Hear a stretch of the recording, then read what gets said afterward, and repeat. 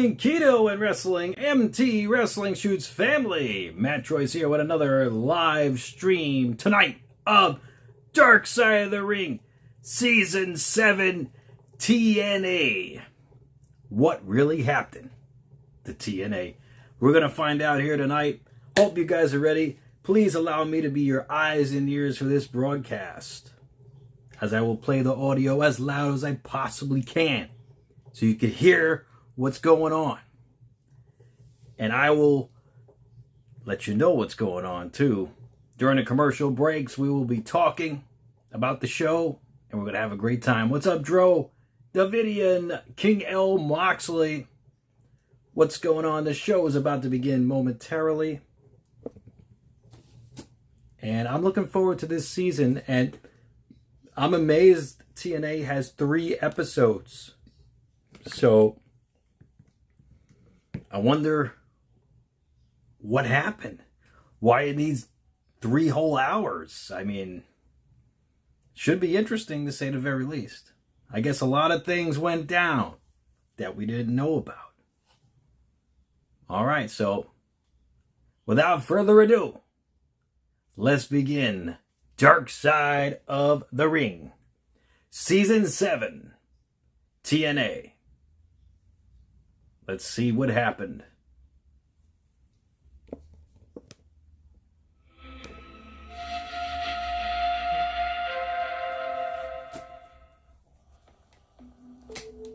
Here we go.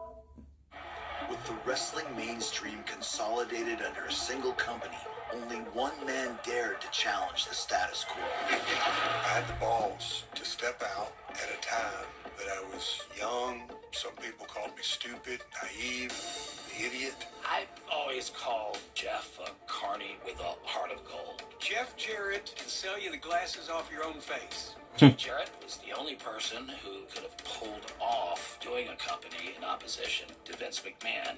They said, don't do it, don't do it. And I didn't listen to any of them. Let's get it on right now. It's time for total non-stop Yeah, Dro. action. Jeff Jarrett's promotion disrupted the wrestling landscape and rewrote the rulebook. I wanted to create a brand of wrestling that was different. Jeff built this new revolution in sports entertainment, in professional wrestling, and it's pissing off Vince, but there's nothing he can do about it. We all had something to prove. The story of TNA is so important in the history of pro wrestling. TNA was the underdog, it was the beacon of hope. And then the whole thing went to shit. As the foundation began to crack, a bitter power struggle erupted behind the scenes. Dixie Carter, she divided and she conquered. You want to bring in Hulk Hogan? Do I think it's going to work? Hell no. At the end of the day, there needs to be somebody who has control or power. Jeff had all the backstabbers backstabbing the backstabbers. It just got crazy. It was just one big, shit show. Jeff wasn't screwing Kurt's wife. Jeff didn't take Kurt's wife. It was a storyline. I expect you to support me 100%. It was embarrassing for everybody involved. It's a hot mess. How do we survive this? Wrestling. That's Karma talking. I never gave a second thought that a big power play was coming. Through triumph and turmoil, the company's journey mirrored that of its founder. I felt sorry for him. He was so broken. My drinking went from bad to worse. It was drink and get drunk and then blackout drunk. I was out of my mind, and I wouldn't go to the hospital. He was killing himself. It was clear that this was a different Jeff Jarrett that I'd known and worked with for years. Through it all, one inescapable truth emerged.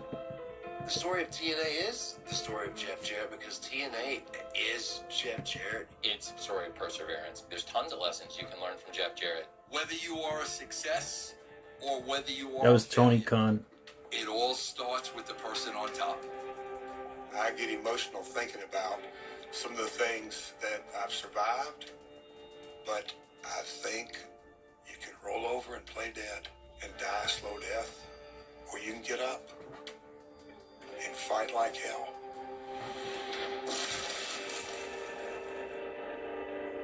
Dark Side of the Ring. Here we go. This is parts 1 and 2, Jeff Jarrett and the battle for TNA. I'm trying to think how to start this. The TNA story, I have a completely different set of lenses on it today than I did back in 2002. You know, at the end of the day, when I kind of look back on my career, there's no way to succeed in life if you don't have not one failure, but many. You know, the story of TNA is the story of 1,000 what-ifs. I look back on those early days at the core nucleus and the timing. In a lot of ways, it's a dream that I don't ever want to wake up from. TNA wrestling from the very beginning was insane. It really had that feeling of, oh my God, anything can happen. It's a 2-pound bag of sugar. Always crazy, always over the top, always chaos. The cages, the girls, it was a spectacle. I feel dirty, and I feel dirty in a way that no shower will ever make me clean. If you are a traditional wrestling fan, this show is not for you. You had your core of young talent growing up, and you had stars coming in. It was a very exciting time. Eric Bischoff, Hulk Hogan, Jeff Hardy, Booker T, Kevin Nash, and myself. The Big Bad! Booty Daddy! AJ Styles, Samoa Joe. We get Sting, and now we have arguably the best wrestler in the entire world in his prime, Kurt Angle. The Olympic gold medalist! Jeff's story and TNA's story are inextricably linked. He was the driving force. Do I feel validated? Do I feel right of where I'm at today? That is a deep question. I was given one of the greatest gifts, and that is the gift of desperation. And that gift of desperation has changed my life. I'm Jeff Jarrett. I've been in the professional wrestling industry for 40 years, and I founded TNA Wrestling. One thing's for sure, I'm a lifer in this business. And when the sight's down, Jarrett. 1979, wow. I idolized my father. The wrestling world knew Jerry Jarrett as kind of the boy next door, blonde hair, blue eye, good looks, but behind the scenes, he was the boss, the promoter. We've been working very hard to try to cut corners and cut prices and still maintain the quality talent. The Roy Too Sweet. My parents divorced when I was 3 years of age. My mother blamed the wrestling business on splitting up the family. I lived with my mom, so I didn't see a lot of my dad. He was this wrestler that I saw on TV from time to time. Preteen and then into my teenage years, I started spending summers with my dad. His office was right next to my bedroom, and I saw wrestlers come by the house and pick up paychecks, and there's these 3/4-inch tapes that I could watch matches, and I think it gave me a set point on how I viewed the business, that it's all storytelling, it's all theatrics, it's all larger than life. Jerry Jarrett was a unique character, so to speak, and also the son of another legendary figure, his mother, Teenie Jarrett. Jeff's grandmother was the most successful female promoter in the entire wrestling industry. I'm Jim Cornette. I've been in the wrestling industry for 50 years, and I got my first job from the Jarrett family. Wow. Jeff, throughout his entire life, his family, everything that they had came from pro wrestling, and it was treated very seriously by them. I was a young teenager, and my grandmother called, and she said, the folks that run my concessions up in Kentucky, you're not going to be there, so you're doing concessions, and I'm going to pay you. And then one night, I made over $300, and I said, I like this business. I like it a lot. Some good money. Back then, good money. Pretty good money today. My dad wanted me to get an education in the industry, setting up the ring, marketing, wrestling, refereeing. My freshman year of college, I was a referee, and Bill Dundee and Nature Boy Buddy Landell came out and beat me up and roughhoused me, and my dad came out and he got involved. Our plan was for me to go back to school in the fall, but I never went back. A nice move by Jeff Jarrett. Wrestling has been my whole life. It's something that I hope that my children would go into as Jeff has. It didn't hurt that Jeff was a great athlete, and he was a great in-ring performer, and he had the psychology, and he could talk. The definition of luck is when preparation meets opportunity. Right. And Monday night. Young, good-looking, sells his ass off. Definitely not Robert. Jeff was a territory star, and when he got his opportunity to go to WWF, I think that was probably a real opportunity to branch out and be something other than Jerry Jarrett's son in Jerry Jarrett's company. My name's Scott D'Amore. I've been in the wrestling business for over 30 years. Double J Jeff Jarrett was a country music superstar.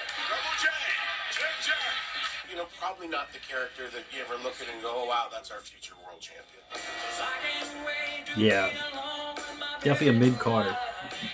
They had done these vignettes with him to introduce the character, which I thought were brilliant because they were cheesy. But at the end, he goes, it's J-E-double-F, J-A-double-R-E-double-T. That's Double J, Jeff Jarrett. Smile, twinkle, sound effect, super cheese. I am David Sahadi, and I've been in the wrestling business for over 30 years. Jeff has great talent, where whenever the cameras are rolling, he can just turn it on and be that character in a heartbeat. And there, the skills, Double J, Jeff Jarrett. And then his second character was a pissed-off guy. Don't even look me in the eye, because that's enough to piss me off. At that time, the Attitude Era was red hot. I cut my hair and Don't Piss Me Off, and the guitar really started to come in play. And so with the Attitude Era, Double J had a new attitude. Double J. As his star rises in the WWF, Jeff balances the demands of his career with the responsibilities of a young family. I had my first wrestling match April 6th of 86. Wow. April 8th of 86, 2 days later, Jill and I had our first date. She was a sophomore, a few years younger than me, so we were both just kids. Fell in love, and we were both ready to conquer the world. Yes, Michael. She was someone that very quietly always supported me behind the scenes in a major way.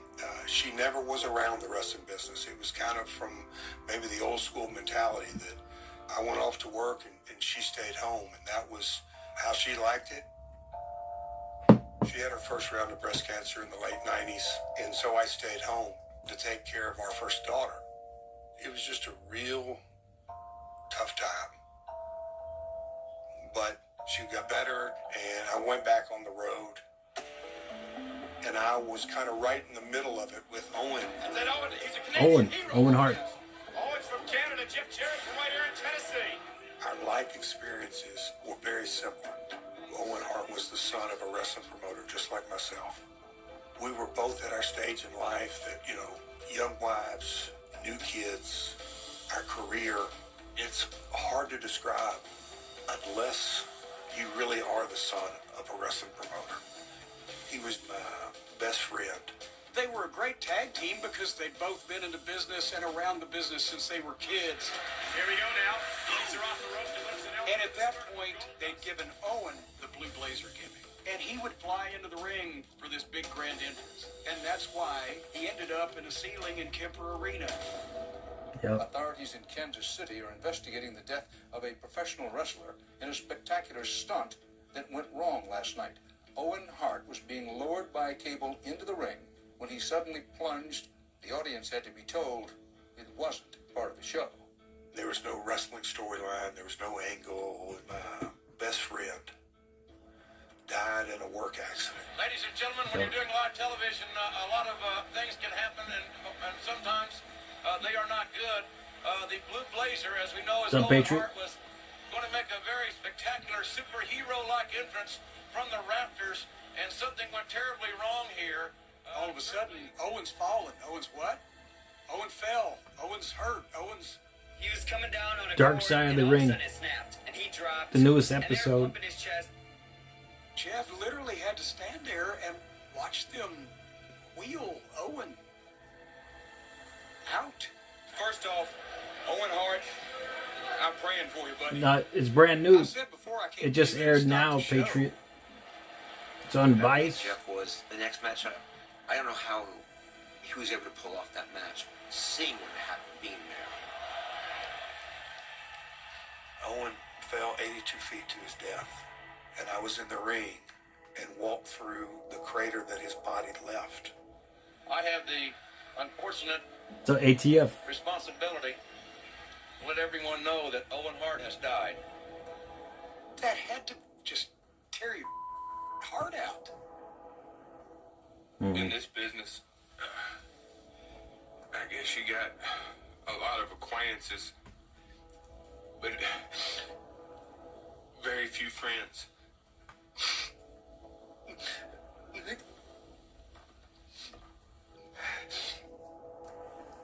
I wondered for many years and never voiced it. Why did Owen have to pass away? He's the good guy amongst all of us. Didn't drink, didn't smoke, didn't cuss hardly. Great husband, great father, great guy.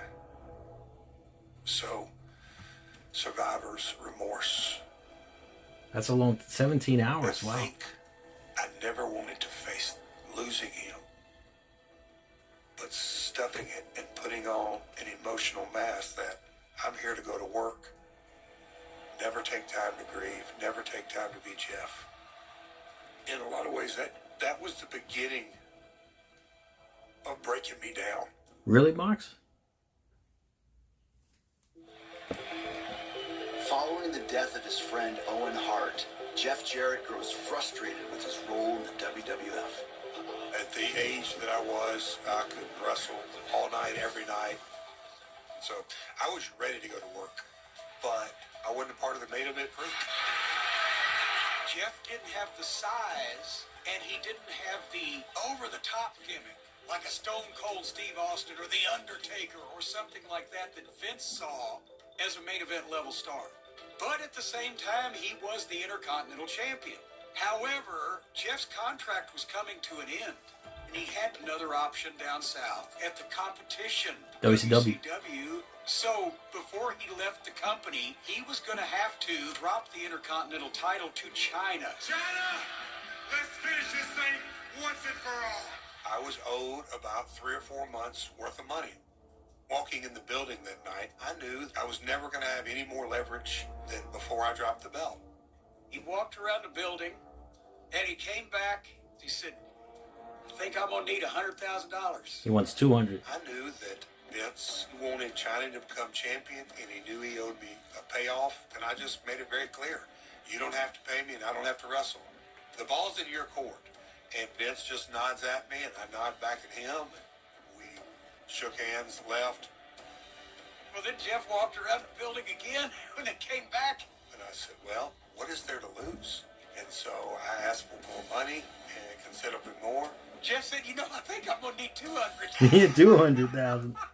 And that was it. Told you. Vince pulled the check out of his suit pocket, smiled, handed it to me, and he said, Jeff, I really enjoy doing business with you. They put China over. Tape will show that when China pinned me 1, 2, 3, I don't think there was one person sitting in their seat.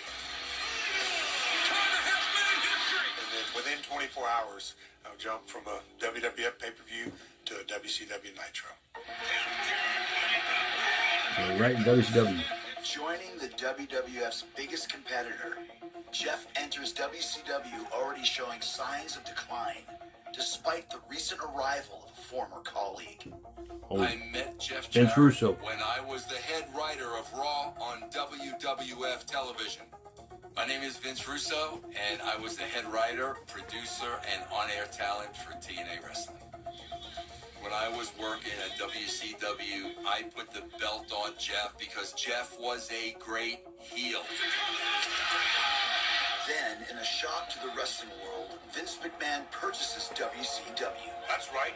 I own Thomas, oh, you don't think he ever drew a dime, For Jeff Jarrett? Jarrett, the fallout is devastating. Here's the thing. If Vince needed you at some By point, he ATF. would forgive you.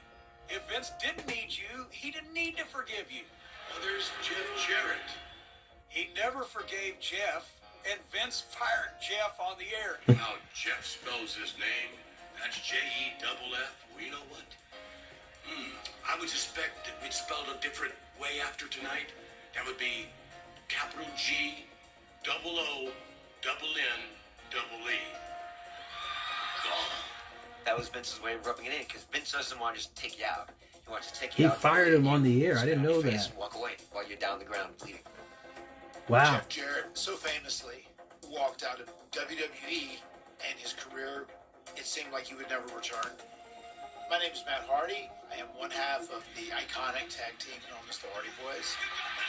Being in the pro wrestling business his whole life, I mean, any human being that's going out and being slammed on wood and steel 10 nights back to back, and then driving 300, 350 miles to the next town, traveling nonstop, that's how he's wired.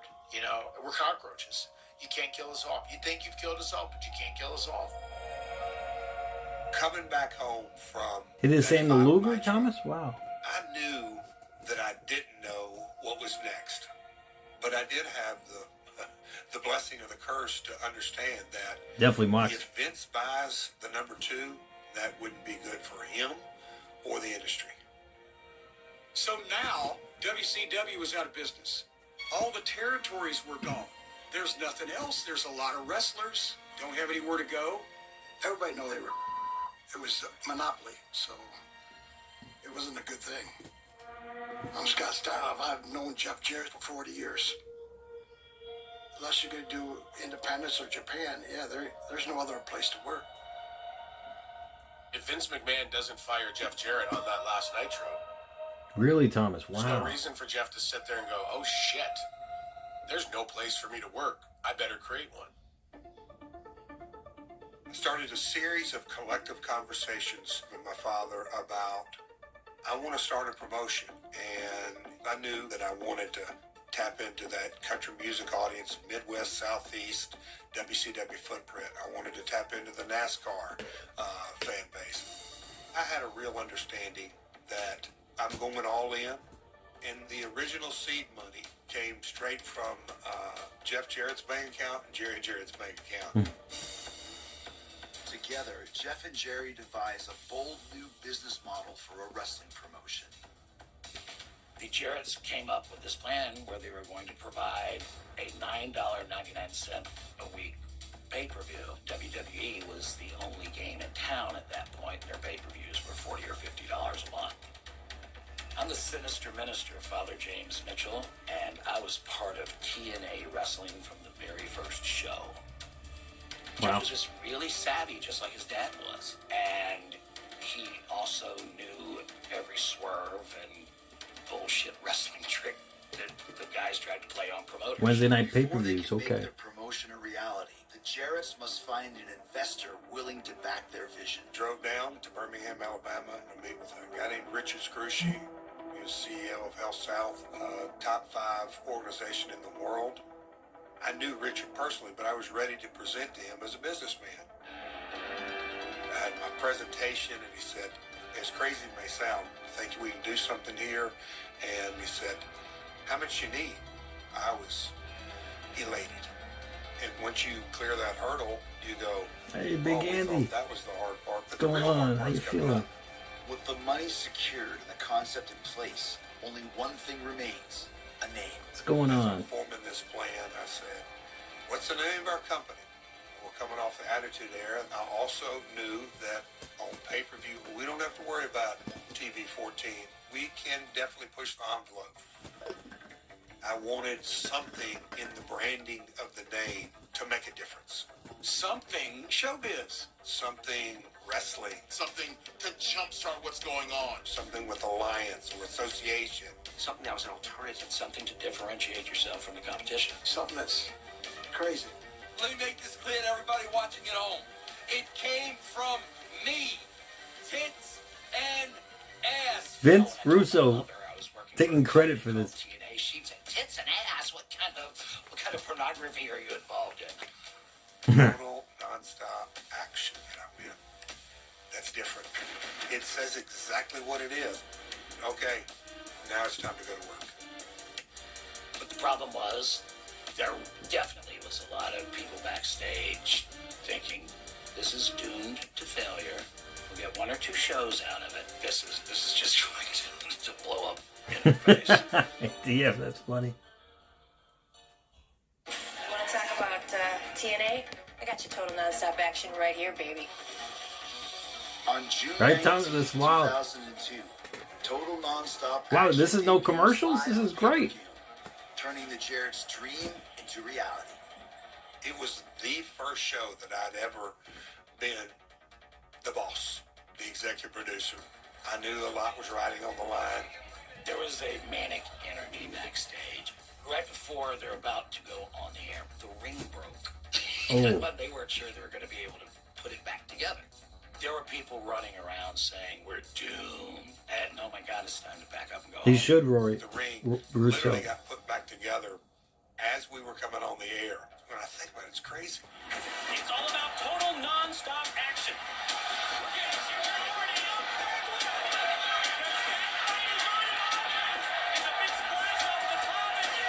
Things got rolling along, and you may or may not say it's a little disjointed, but that's what happens with a live show. You know, at the end of the day, everything came off the way we wanted it to.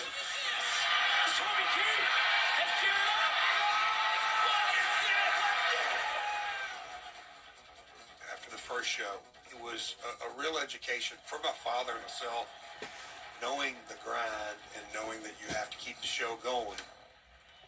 Jeff and Jerry are determined to make their company a destination for the best wrestling in the world.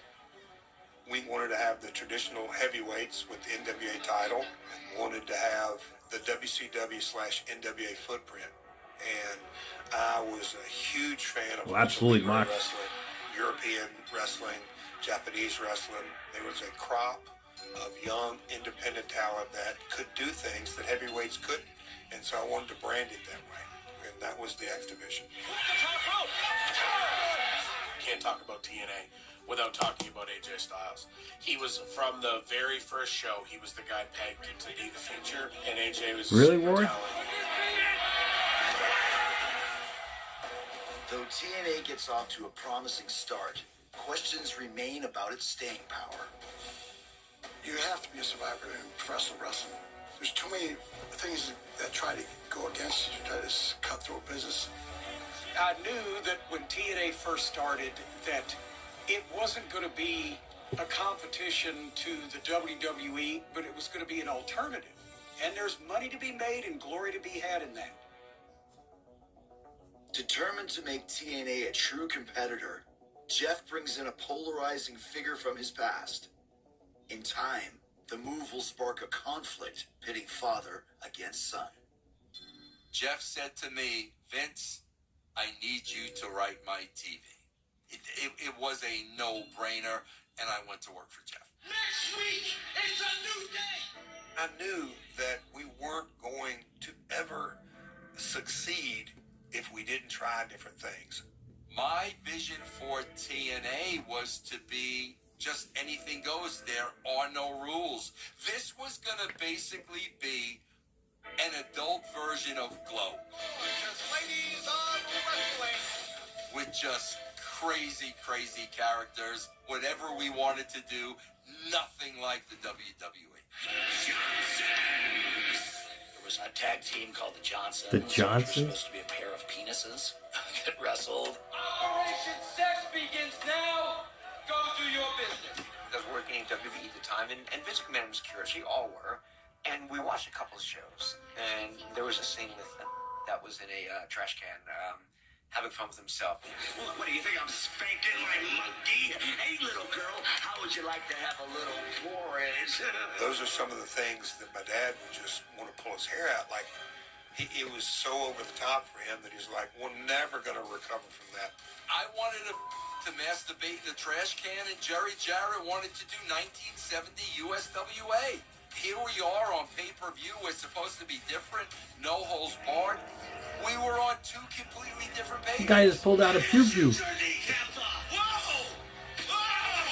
Jarrett hit him in the head with a chair. People want to be entertained, and there are about this many people that are entertained by guys jumping around in a ring for 40 minutes.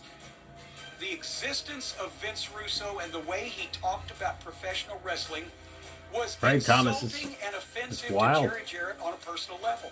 Been a lot of discussion, a lot of rumors about your relationship with Vince Russo. I'm confused about the man. Jerry Jarrett hated me from the jump. Jeff wants me to write to TV. Jerry wants to write to TV. To be in the middle of a father and a son, it was a horrible spot to be in, and I did not enjoy it. I knew Vince would lead more into the ATF side of it, risque, push the envelope with that type of content, and then my dad loved action. So the yin and the yang between Russo and my father, I always thought was a healthy balance. It was a very exciting time to be there, but they were always teetering on the edge of disaster. Just as TNA's unique vision begins to take shape, a shocking development threatens the company's very existence. We were putting all the pieces together. You have the production, you have the talent, we are almost there. And then I got the call from El South. Hey Jeff, the funding is being pulled. Okay, so it's over. Uh-oh. This is the Burger King original chicken sandwich. Yeah. Wow. First commercial. Okay, they're on commercial break. And wow, a lot to unravel here in this first half hour of the show. So apparently the Owen Hart tragedy is what's really sparked Jeff Jarrett to seek elsewhere, to go elsewhere. I mean, that incident alone really was the catalyst for Jeff Jarrett to not want to give WWE his all and to go seek greener pastures. And that's how we have TNA. Moxley said now TNA is a warehouse. But now TNA has a working relationship with WWE. So it's pretty big right now. But we haven't even started of the rise and fall of TNA yet. We're still in the very beginning of this. And I'm just finding out today, I didn't even know this, that Vince actually fired Jeff Jarrett live on the air on that episode of the last episode of WCW Nitro, where Vince bought WCW. I'm just finding this out now. And I watched that episode live when I was growing up. Yeah, that's crazy, Moxley. I mean, 188,000 views on AMC is nothing to write home about. That's not good.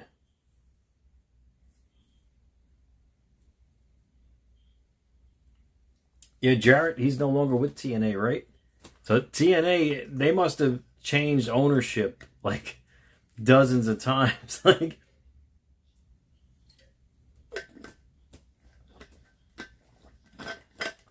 so Thomas on TikTok says, then the Jarretts found the Carter family and Daddy Bob funded TNA and put his daughter Dixie on it. Wow. That's how Dixie Carter came about.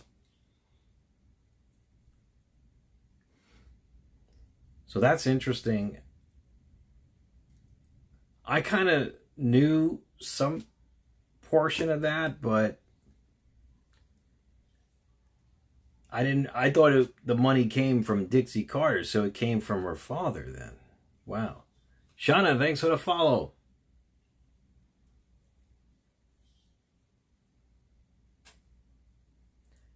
But yeah, that's wild, huh? That's really interesting. What's up, Anthony? Billy Corgan? Rory?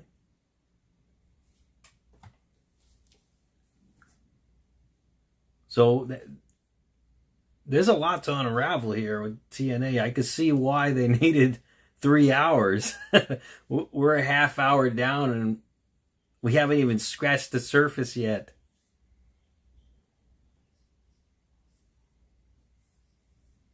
Anthem owns TNA now. Sell it back to Dixie or sell it Vince Russo for free.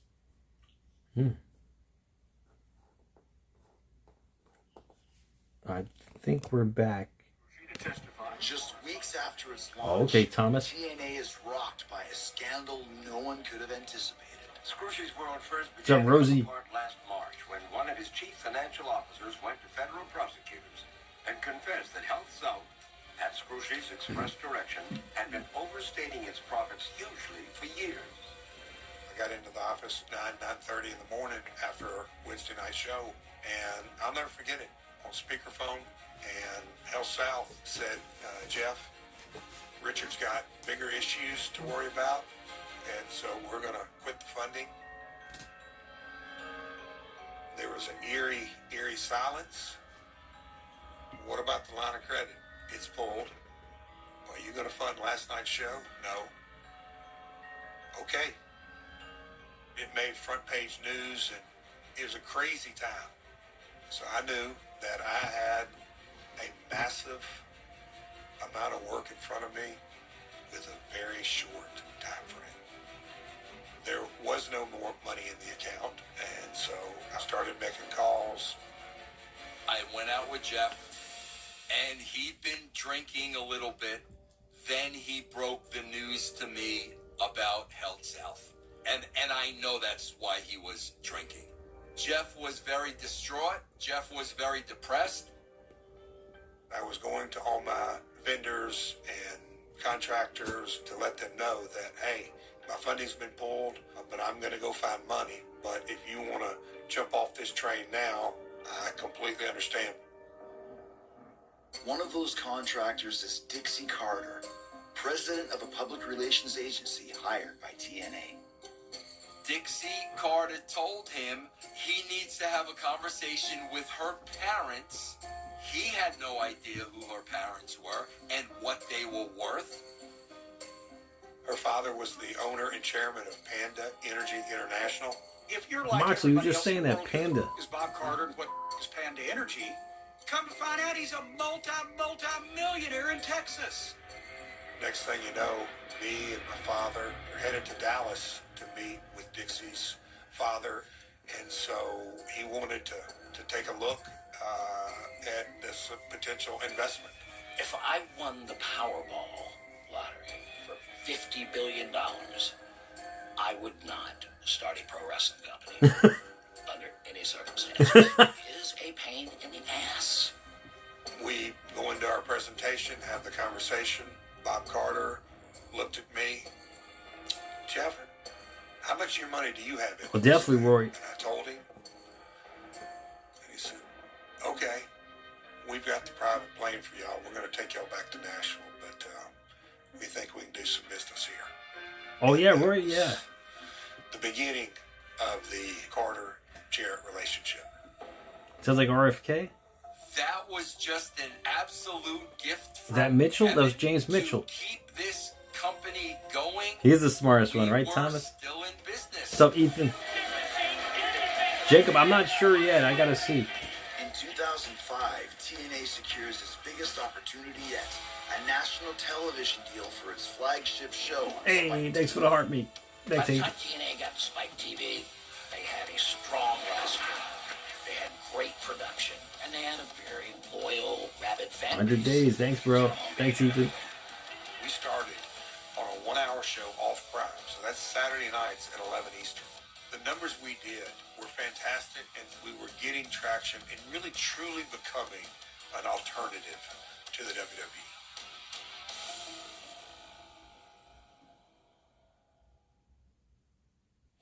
Don't forget to breathe in this one, folks.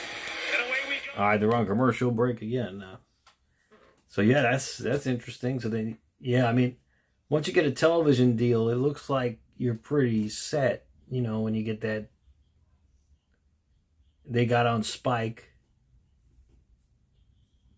even though it wasn't prime time. It was 11 Eastern on Saturday nights. It's a little better than ECW. They had 2 a.m. on Sunday morning. Yeah. You're right, Roy. Yep.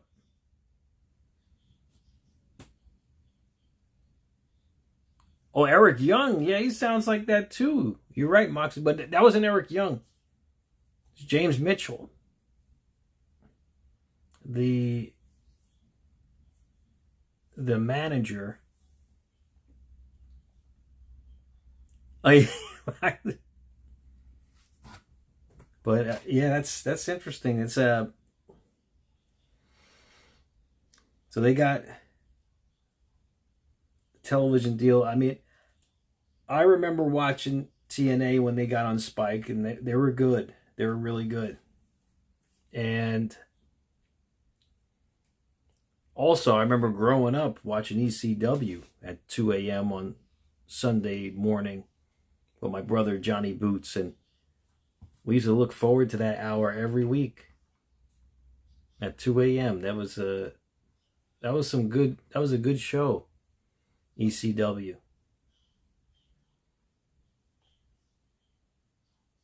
I mean, they had action, the wrestling, everything, the storylines. It was amazing.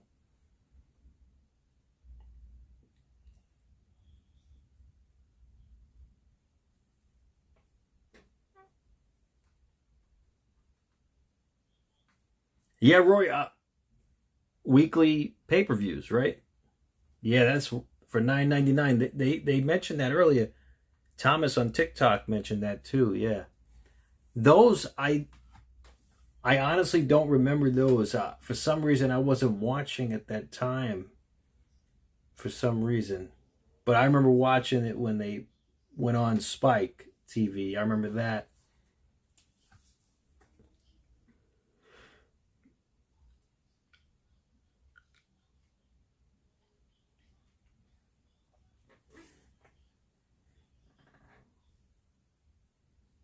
I heard good things about Obsession, Ethan. Backrooms, I've heard it's very confusing, but either which way, I mean, you know, I'm sure you'll be in good hands.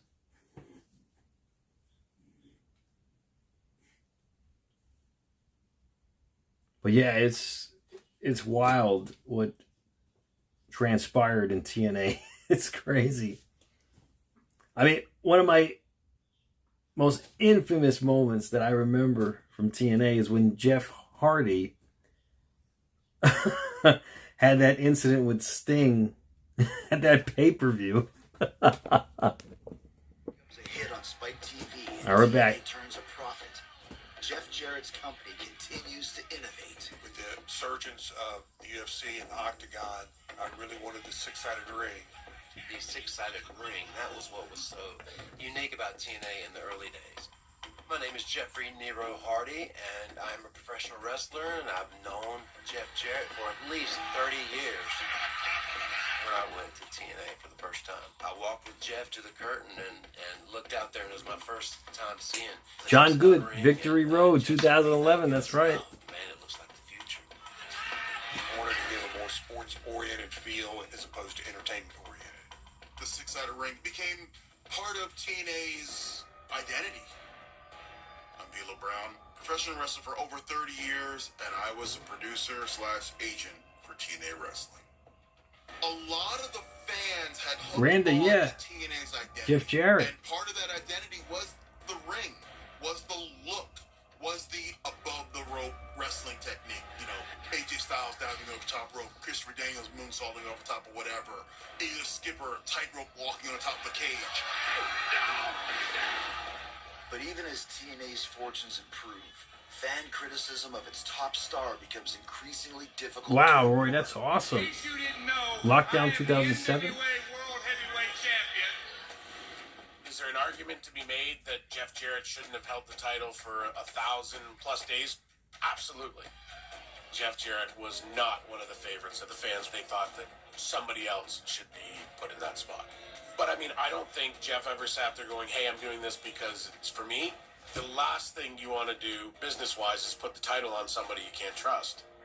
Jeff Jarrett knew he wasn't going to walk out on himself. He wasn't going to hold himself up for more money.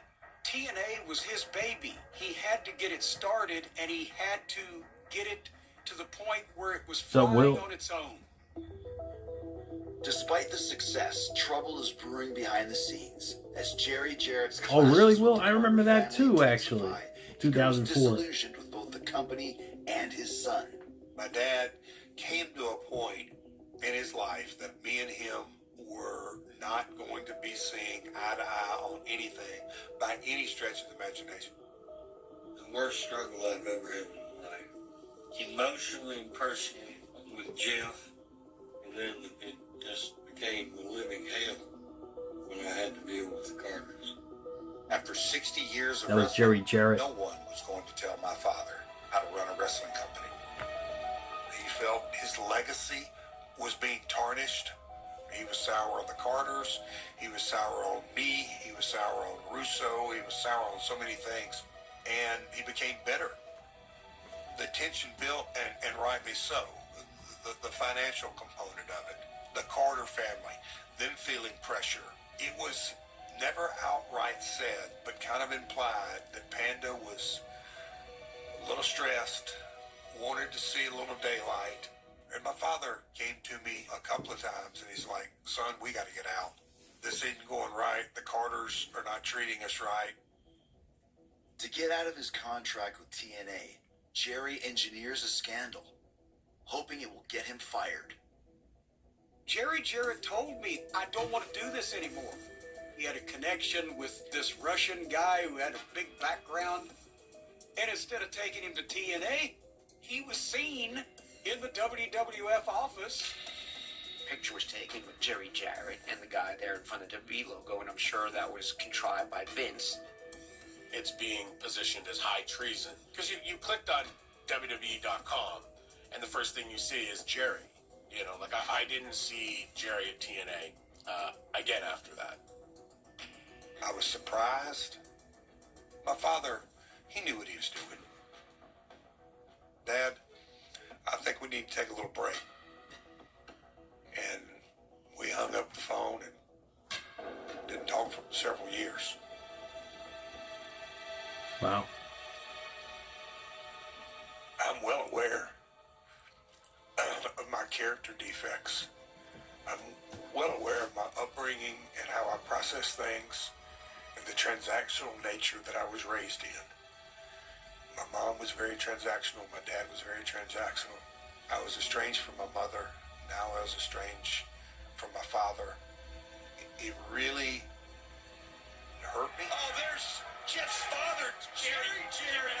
And that's when things went from bad to worse. My wife's breast cancer had come back a second time. Wow. Is your mattress giving you aches and pains? That's wild. That's really wild. Aaron Talks Wrestling.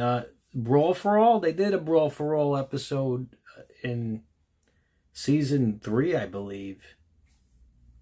The U.S. title? Sammy? No, I don't have a U.S. title. I have the Spinner, the Winged Eagle. I have a Big Gold. And I have another Winged Eagle signed by Hulk Hogan with the JSA certification. Moxley, well, that's up for debate, for sure. Sammy, yeah, I told everyone he was going to hold it for a week, so he surpassed it by 2 days. WWE Championship, this is the WWE Championship, the Spinner belt. And the Winged Eagle, this is the WWE Championship. That's wild what Jarrett was going through. I mean, it's too bad he didn't speak to his father for years after that. That's crazy. Well, Street Profits they don't get no pop. I mean, when they come out in the arenas, I mean, you could hear a pin drop.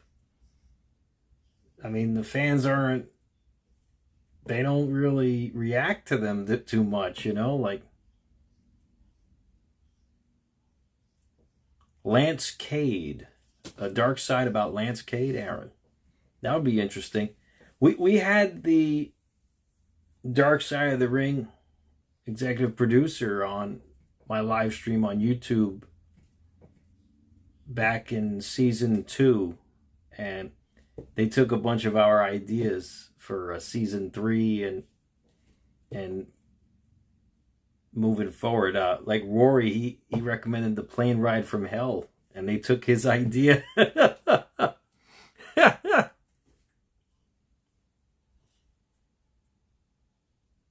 Big Daddy V. Oh, that would be a good one.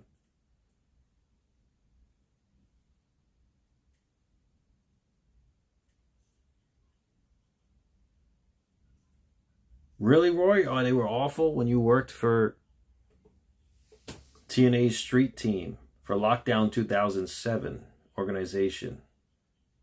The organization for that pay-per-view was awful. Evan Husney is his name. Evan? No, the other guy, Jason Eisner. Jason Eisner was the guy that was on the live stream. Jason Eisner.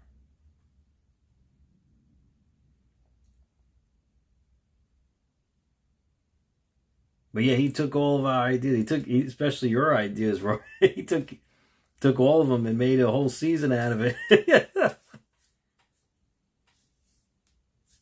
Oh, Viscera. They should do an episode about Viscera. Big Boss Man needs an episode. He should have an episode.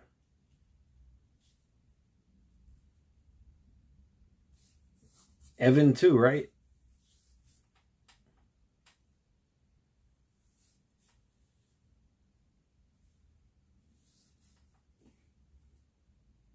Bam Bam Bigelow needs an episode? I think he does too. Both parents. I thought he Jeff did have an faces the episode, greatest Bam Bam. challenge yet, when his wife Jill receives a devastating diagnosis. I've got 3 young kids. My wife gets sick. When it came back, and the type that it came back, I knew we were in a rough road. At that time, I had stepped out of the ring, and I was trying to focus strictly on home life and business. I knew one of them had to give. He loved me so much, and to see somebody he loves so much dying, and him being helpless has taught that. At this point in time, we had Zach Gowen is going to be on this season, I think, to Rory. Jeff's house because Jill was really deep in her battle, and Jeff rightfully wanted to be close Bam to Bam home. had his Jeff episode would prep last season, Jill's guys. IV treatments and then take it up and hook it up. He was just the most loving, caring husband and human being I've ever seen.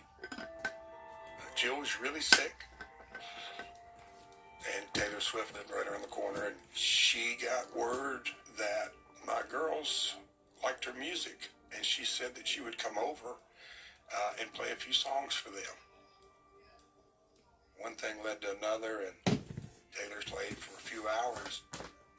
Wow. I had no idea that she's going to be the biggest pop star in the world. She was just Taylor from Hendersonville, who was really going to be good to 3 little girls. Taylor Swift, wow. It was really hard because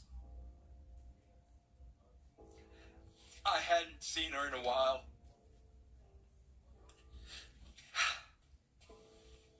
That was their babysitter? And the Jill I knew was so vibrant and smiling, and she was an athlete, and she was always healthy. No, she was just an amazing person. You know, just a great girl. You know, smart and, you know, beautiful. And no, she was just...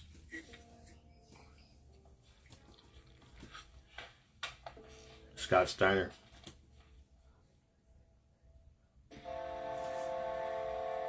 I witnessed a woman fight for her life, day in and day out. And the thing that she was fighting for, I knew she loved me. She loved her parents, loved her siblings. But she loved her girls.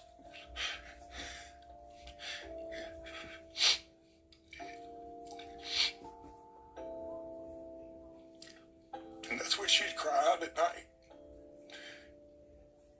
She didn't want to leave her girls. And I carried that with me for a lot of years.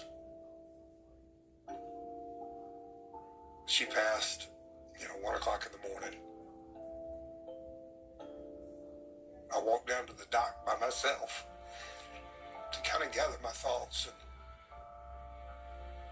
I'm standing on the dock, got my watch on, and I look down at it, and I see May 23rd. I said, you son of a gun. Owen Hart died on May 23rd, 1999. Wow. So I knew in some kind of crazy way, everything's going to be all right. You know, my mother, to the day she died, hated the wrestling business. My dad, up to this time frame, we had our estrangement. Neither one of them came to the funeral. Wow.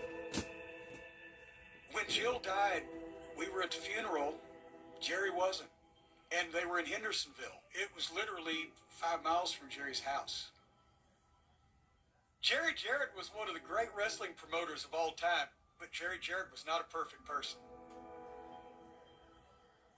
After Jill's passing, I was trying to survive as a father. That was Jeff Jarrett's trying to survive as a businessman on first wife who passed I knew that my single biggest job because she had breast cancer. was going to be a provider for my 3 little girls. And so, to my detriment, just like the passing of Owen, very little grieving, I went right back to work.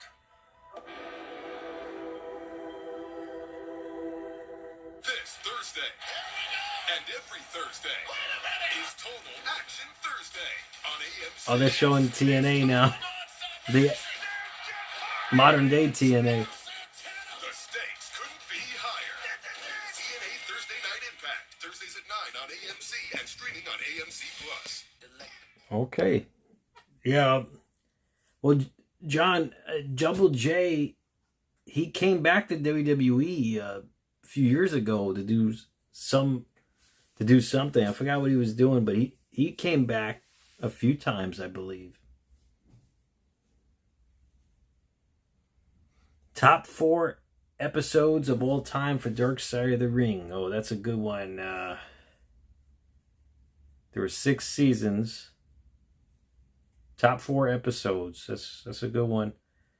I say Plane Ride from Hell was a good episode. The Chris Benoit episode.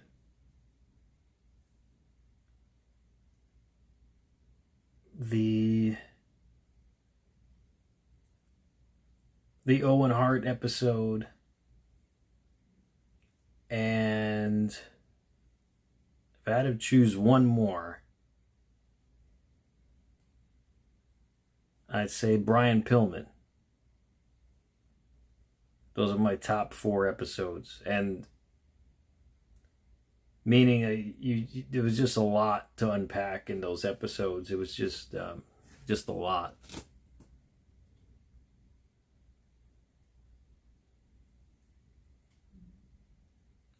Yeah, Patriot. Owen Hart was covered. I believe it was the finale of season 2. Oh, Jeff Jarrett was inducted in the Hall of Fame. Oh, there you go. So he did come back to do business.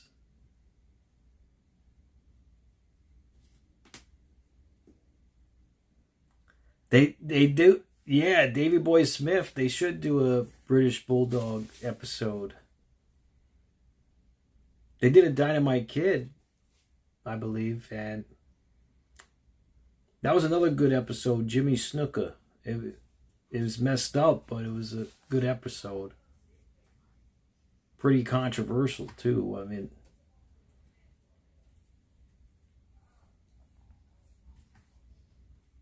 because it was so much surrounding the lady who had allegedly was beaten by Snuka and unalived. I mean that's sad. New Jack. Did New Jack have an episode? He might have. Bobby Heenan Did he have an episode?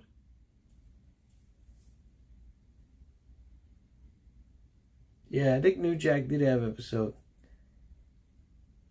Bruiser Brody episode. That was a good one too. Yeah, the Bruiser Brody episode. Nancy. Thanks, Roy. Nancy Argentino. Rest in peace, Nancy.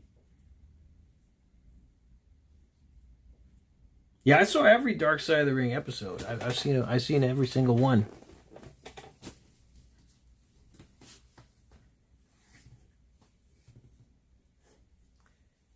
Moxley, it was. Yeah. Just like WrestleMania 9. CM Punk was Hogan. And Cody was Bret Hart. I saw that meme. Right. Sami Zayn was Yokozuna.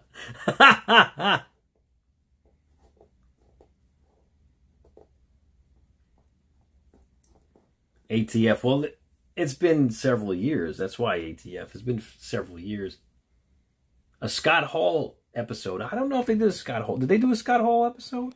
Forcing founder Jeff Jarrett to seek new investors, Bob and Janice Carter, and their company Panda Energy.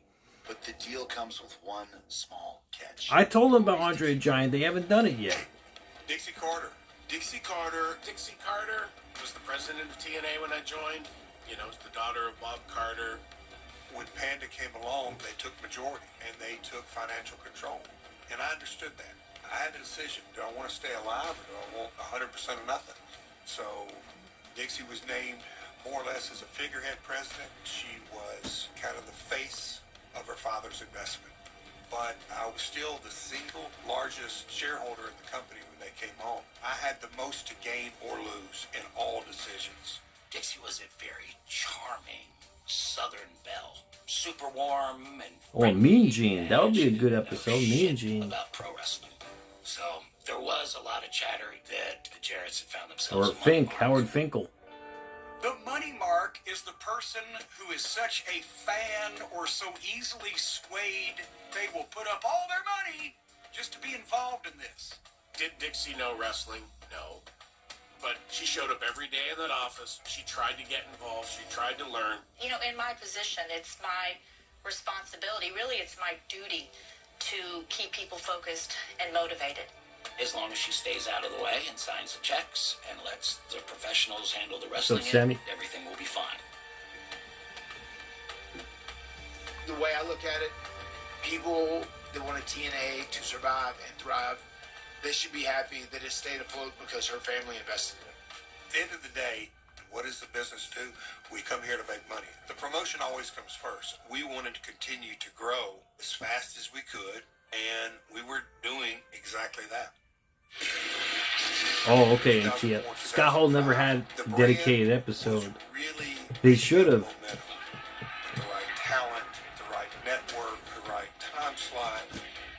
We were really clicking.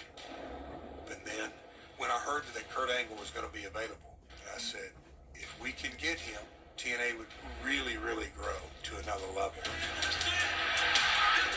Friday is episode 3 for TNA. Friday? He was world champ multiple times. He was one of the hottest. Not next Tuesday? In the business. There really was nothing else to prove over there. And I saw a company on the rise. It was right here, TNA. Just look at the lineage and the pedigree he brings to the table. He was an Olympic gold medalist. He personified Bray Wyatt. They should do an episode with Bray. I knew he wasn't happy with WWE. Me and Dixie had a couple of phone calls. I knew that, okay, this is a Bob Carter decision. And Bob asked me, sell me on Kurt Angle. And I said, what's the name of our company, Bob? I said, it's Total Nonstop Action. I said, if you want a wrestling machine, that's what we're getting at Kurt Angle. Hey, thanks, John. Appreciate it. Handing off the baton. The day we signed Kurt Angle, we had our guy. Can you believe it? Kurt Angle's in the Impact Zone! When Kurt Angle made his debut, it's when Samoa Joe was holding the belt. And the energy between Kurt Angle's face and Samoa Joe in the ring, it was incredible. And I'm cutting this with such excitement. Kurt gets in there, headbutt, knocks Joe out. And my God, the crowd erupted. Everybody's going crazy! Kurt Angle came in to beat the shit out of the whole world. I'm on a tight shot of Kurt Angle, and all of a sudden, in the background, Samoa Joe rises behind him, bloody, and Kurt Angle doesn't know that he's behind him. It felt so real. That validated us on every single level. Kurt Angle coming there legitimized that TNA was for real. It was one of those moments that the way that people responded was exactly the way we wanted them to. Kurt Angle, welcome to TNA. He's just somebody to strive to be. He's a wonderful leader who sets the bar so high. Where he was at in his career, his style, and being able to work with different talents, everything that went with it. He identifies the brand better than any single talent. The Ostgard life, that would be cool. When those chants start to ring out, it was in a lot of ways validation. A Brody King episode, interesting. The company is going to a different level. We had a video game, we had action figures, we had licensees. Our international sales were booming. Ronnie Garvin? Yes, we'd had some great talent acquisitions, but his was at the very top. TNA draws fans with a combination of familiar star power and a unique high-flying style unlike anything fans have ever seen before. It's 4 distinct divisions: heavyweights, tags, X division, and knockouts. Long before there was the women's wrestling revolution in WWE, there was the knockouts division. They started putting focus on serious women's matches instead of lingerie bullshit matches. It was women's professional wrestling presented in main event slots with main event talent, with main event storylines. And the cornerstone of that division was a young lady by the name of Awesome Kong. A lot of people ask me, like, what do you do? Yeah, Brody King, John.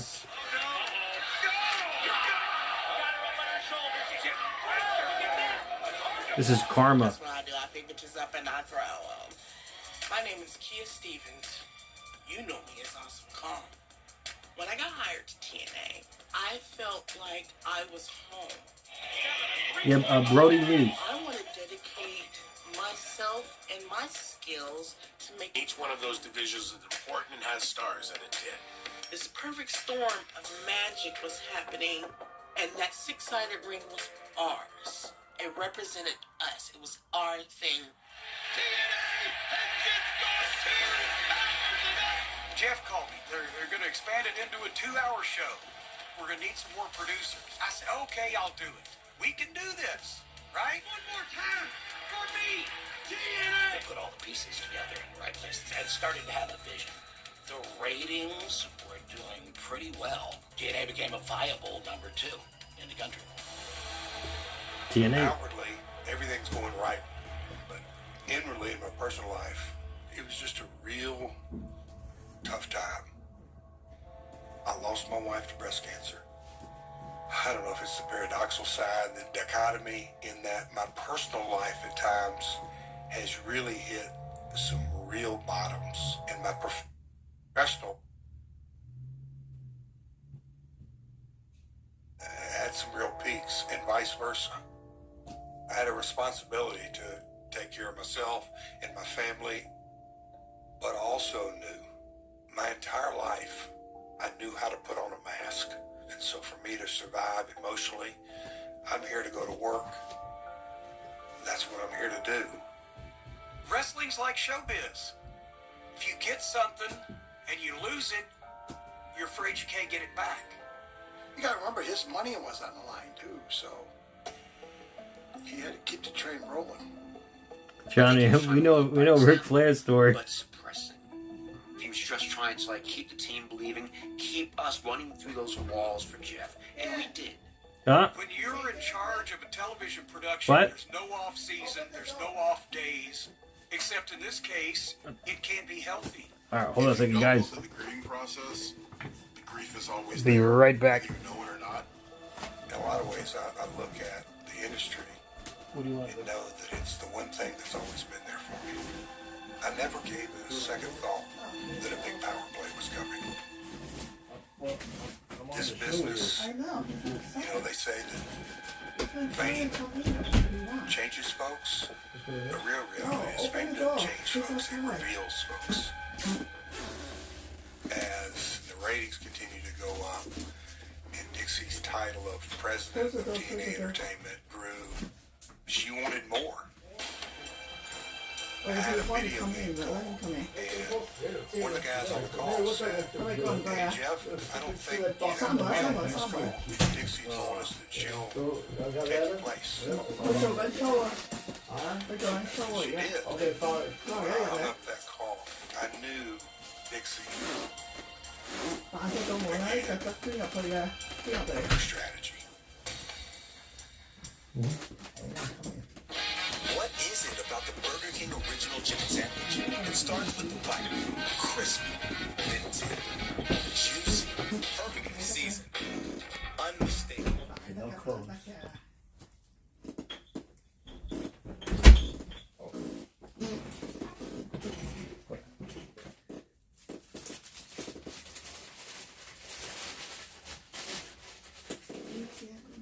Oh, Tony Khan? Yeah, that would be interesting too.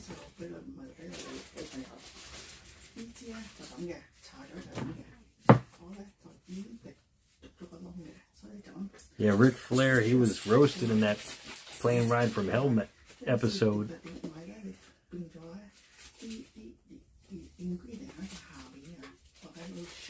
I mean, I don't know if it was true what happened, but you never know.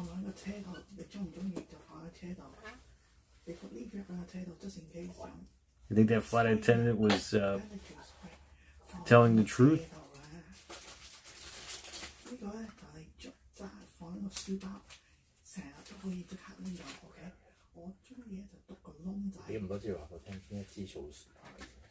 Yeah, I don't know.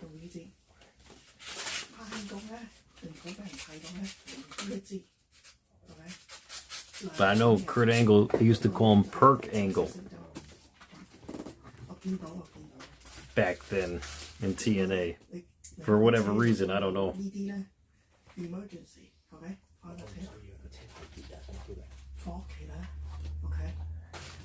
Alright, no soup for you.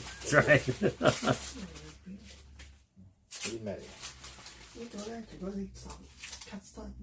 But yeah, Kurt Angle, he was a beast in TNA. They should do. Did they do one for Kurt Angle? I don't know if they did one for Kurt Angle. He had a Holiday Inn Perk scar.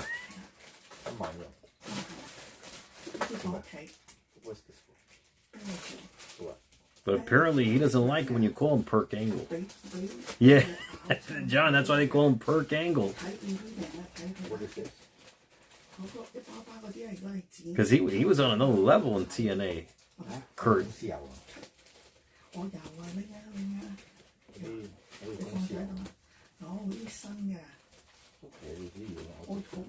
We saw one for Kurt on the Discovery Channel for WWE. I don't recall that. Oh, thank you. Really, ATF? Not that I can recall.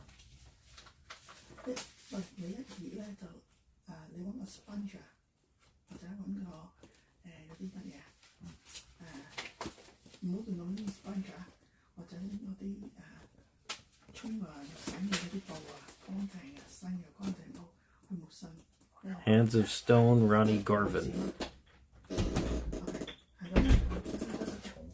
His sister OD'd in TNA? Oh, that's crazy. Alright, okay, sorry. Dixie Carter becomes increasingly influential within TNA. Dixie was omnipresent. She was out signing autographs, taking pictures with fans. She was always around. Dixie naturally wanted more people to recognize her, and nobody was talking about Dixie Carter, and she writes checks. Well, you know, I am a behind-the-scenes type of person. I like to keep the focus on those great guys and girls that are in the ring. Dixie was the president of a company in a male-dominated business. And the next highest ranking female in that office when I joined it was Caroline, our receptionist. Like many women, multiple times I'm sure she's dealt with misogyny. She's dealt with people that dismissed her simply based off of gender. I did respect Dixie because she was a woman in wrestling, so I wanted her to succeed more than anybody. I love the fact that she kind of rolled the dice and invested in TNA. So I got lots of love for Dixie Carter personally. But there came a time that she really got tired of Jeff and his crew getting all the credit. Whether you liked Jeff's vision or didn't like Jeff's vision, he had a vision. And Jeff also had a fiscal responsibility. I think that if Dixie wanted something, she was going to have something. They were trying to get stars. I never knew that, People ATF. that were established. Now viewed as WWE's main competition, TNA begins attracting bigger names, eager to take advantage of the opportunity in more ways than one. Obviously, WWE is well rehearsed. It is well laid out. TNA kind of gave the talent more freedom to play in the ring. More fly by the seat of your pants, more chaotic. It was about entertaining and having fun. Some of those guys that came over from WWE really were assets that helped us make other people. And I think some of them just showed up. The ex-WWE guys are coming out here for a paid vacation to lay on their ass and not give a shit. There were some business decisions that were very sketchy at that time, no doubt. We have the permission to do anything we damn well please. There were many stories of Dixie getting, seduced, should I say, by the shams of the behind the scenes of wrestling. I'll never forget a time when I was sitting next to her and Kevin Nash at the bar at Universal Studios. Kevin is just schmoozing her because his contract is up. There's Nash sitting right next to her, pouring her another glass of wine. Here you go, Dixie. Let me tell you again all the things you need to know. Dixie, you know what I can't wait for? And she's like, what? I can't wait until we become #1 and we can go tell Vince, go yourself. And that's what Dixie wanted to hear.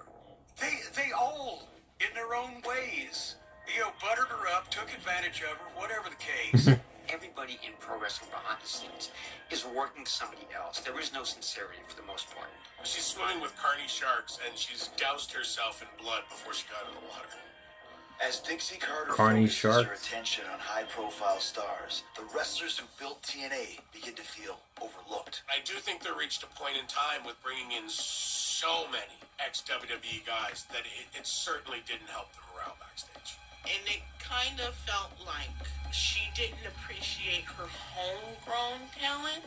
Kurt is making about a little over $1 million a year. Kurt Angle deserved more than $1 million a year, in my opinion. Can you tell me that I'm not worth 1/10 of Kurt Angle? Yeah. So I asked for a raise. Plain. Let them know that as you break it down, I make less than a manager at McDonald's. The reply that I got was, we do not dispute any of the points you made. However, we cannot pay you that sum at this time. Okay. There was more than 2 TNA knockouts who held the TNA title that had to moonlight in, I would say, very blue-collar jobs. One worked at a bar. Wow. She would be on TV, and the customers would say, isn't that you? And she would say, yes. May I take your order? Wow. Dixie knows that we're struggling, and she's still hiring people in front of us. If you put all these other folks on a pedestal instead of your own people, we're never going to make it. Johnny Ace, yeah. You got to believe in us the way we're believing in us. But with Dixie serving as president and Jeff overseeing creative, many within TNA are left unsure of who was really in charge. I assumed that Dixie was the boss, but there wasn't a clear line. It felt more like Dixie was in charge, but Jeff ran the thing. The only thing I knew about Jeff Jarrett is that he carried a guitar and he used to work with China, my hero. That was it. I didn't even know he started TNA. And because Dixie liked to promote herself, she would tell everybody who the hell she was. She was Dixie Carter, and she was the boss. I always either call Jeff J Double or I'd call him boss. And Dixie pulled me aside and said, "You are not to call Jeff boss." This is when I'm starting to realize how deep the power struggle is. At the time, the creative team is myself and Jeff and Dutch Mantel. There was never jealousy. There was never fighting. We were all contributing, like literally as a team. Things stopped going well when Dixie would cross over into creative. That was kind of out of bounds when it came to Jeff. I'd heard little inklings from Russo that, hey, maybe we should do this or maybe we should do that creative, and I'd press me and say, why are you saying that? Well, Dixie wants that. Jeff would make her feel like you know nothing about the wrestling business. Keep your mouth shut. He didn't say that, but that's what he was getting across. The thing is, you don't want to fill a creative room with all people that are going to agree with you or see things the same way. The problem is you've got black and you've got white. Sometimes the worst possible thing to do is gray. I think it led sometimes to a disjointed show. I've never eaten marijuana in my whole life. Dixie and Jeff are constantly butting heads. Dutch and I are always in the middle of that. When Dixie had an issue with Jeff, she would come to me. I think at some point Vince Russo became a lightning rod. Anything that was different, anything that wasn't good, he was going to get blamed for. See right there. You know, like seriously, my critics, sometimes, honestly, you could just freaking blow me. In wrestling, man, where passions fuel everything, hate is the strongest passion of all. Each one is vying for control and top position. There's no way that's going to work. I think there's lots of people who spent a lot of time trying to convince Dixie that Jeff was holding the company back and that they needed to go in a different direction. I had heard rumblings that there was tension between Dixie and Jeff for various things. That eventually blew up much worse later with the Karen Angle situation. Ooh. Karen Angle was Kurt Angle's wife. There were always parties after the TNA TV tapings. And then you would always start hearing that Jeff and Karen were there and Kurt was not. You know, there was always the underlying, hey, wonder what's going on there. The word on the street was that Karen had left Kurt for Jeff. They were having an affair. The perception was this was something illicit happening. At a corporate level, that's just a no-no. Here's the boss and his #1 talent, and you, like, with his wife, I can understand. I don't know exactly why. You gotta ask her. Karen don't hide nothing. She'll tell you. She'll tell you. This is your first time doing an interview like this? I've never talked about it. Ever. Ooh. Ever. I've never felt I needed to discuss it or that it was anyone's business. There we go. But this is a part of Jeff's story, and it needs to be made right. Things are never what they seem. I'm here to set the record straight. Oh, okay. Here we go. They're on commercial break. But my recollection, what I remember is that they were already separated, Kurt Angle and Karen. I believe they were already separated before Jeff started seeing Karen. So let's see if there's any truth to that. I guess she's going to set the record straight next, guys. So we're on commercial break right now. And wow, this episode is real juicy. But like Rory said, Dixie Carter seems like she was to blame. I mean, what's she doing bringing on Kevin Nash and these old WWE guys? I mean, what is wrong with her? I mean, she must have been paying these guys a boatload of money. She probably wasn't turning a profit. I mean, it's crazy. Just like James Mitchell said, even if he won the lottery for $50 billion, he would not open a wrestling company. And he's been in the professional wrestling business for over 30 years. So what does that tell you? I mean, yeah, it's wild. It's wild.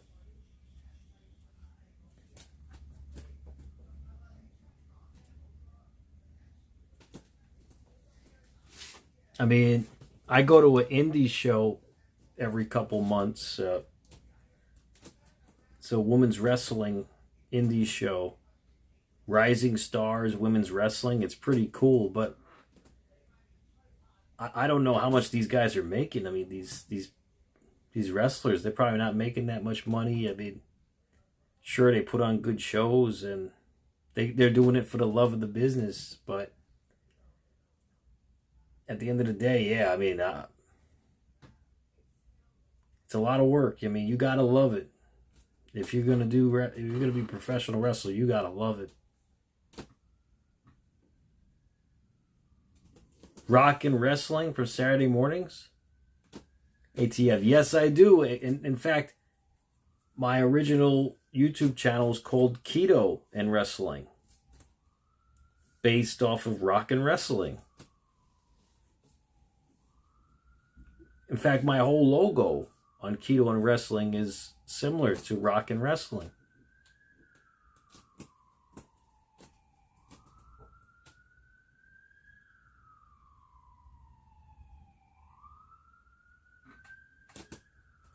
Hey, what's up, James? Yeah. Well, at least he held the title for 9 days, right? He held it 2 days longer than I thought he was going to hold it for. I said he was going to hold it for a week. So, good for him. But no one could take that away from him. It's in the history books. I mean, he's in the history books. WWE champ. All right, here we go. Throwing me off so far since we started. Karen. Was you saying that people thought Kurt and I were still together? How do you want to be introduced? That you're the wife of Jeff? Yeah, that's what Hey, I thank you, am. CZ. People thinking that marriage got broken up by a love affair couldn't be more wrong. Kurt and I were legally separated in 2006. I was pregnant and living in a townhome with my daughter. At the time, Kurt was going through some very dark days. He had been released from WWE. TNA was his only other option at that time, and he really needed me to pretend we were the perfect couple and family. But in reality, it couldn't have been more broken. I wanted things to be good for my kids. I thought, okay, well, if he gets this job and he does this, like, he will get his life on track. And that wasn't the reality. When Kurt came to TNA, I don't want to give the impression he's just some, wild rock and roll lifestyle guy that's doing drugs on purpose. He'd broken his neck in the Olympics, and my God, he was just injuries everywhere. After every match that Kurt Angle did in TNA, you'd go back to the dressing trailers, and he'd be laid out on the floor with an ice pack on his shoulder, ice pack on his neck, ice pack on his back. But then, the very next day, red light, camera came on, he'd do the same thing again. Unbelievable! Oh my God! So, Karen came along as part of the package to get Kurt to the show and back to the hotel, and it worked for a while. Kurt was having more bad days than good days. I'm trying to say that as nicely as possible. You could tell in Kurt's eyes at work how bad he was struggling. It was no secret. It goes without saying the amount of pressure that goes on. He was our top star. The disease of addiction is undefeated, battling it alone. I looked at Karen as the top talent's wife, was so glad that she was there supporting him, and he was motivated to get things turned around. And so that was, the extent of our relationship, if you could call it that. Kurt and Karen would show up with the kids. Kurt even called me on the phone because he was trying to get Karen on TV. You know what, you stink! I know the real reason you're here! I have no idea how they convinced me to be on camera. Here they go! But I did it. You can take that gold medal and you can stick it where the sun doesn't shine. I think I let a lot of frustrations out. Oh, she just poured the champagne. I think their thoughts were, if Karen's here, maybe she can keep him straight. I definitely really gave it a shot and tried. But I think there was so much damage. I became angry, I became resentful, and I left. I can She looks good, assure Daniel. you that Dixie She looks Carter, amazing. Jeff Jarrett, Vince Russo, all knew She's wearing makeup. the reality. She's got a of my contour marriage. here. She It was over. nude lipstick. She looks beautiful. Jeff called me to convince me to stay with Kurt, wanting to check, is there anything they can do? I can't tell if she had any work done, if she had any. And talked to me about his wife She looks natural. that had passed away. That was the first phone conversation that I had with Jeff Jarrett. And I can remember all I could think was, they don't make men like this. There came a time when Karen had had enough. That's when the divorce proceedings started. She went home and was no longer on the show, and I didn't see her from that point forward for months. And kind of one day out of the blue, I get this call, and hey, how are you? I wasn't looking for anything. I just wanted to live. Will, I remember Jeff was China's so full of last life match. and It so was in happy. TNA. I loved being around him. There was just a good energy. We began to develop a friendship. When I knew that Kurt was seeing other people, I'm like, okay, let's see where this goes. Backstage, I don't think anyone truly had a grasp of what was going on because your only point of reference was what you could see with your own eyes. That's what started leading to a lot of the problems between Jeff and Dixie, and that's when the power struggle really started to play out. Wow. Sonic Smasher lineup just All right, we're on commercial break. Yeah, China. I remember it like yesterday when I met China. It was at Fun Time USA. She was with Triple H doing an autograph signing, a part of D-Generation X. And I was a teenager at the time with my brother.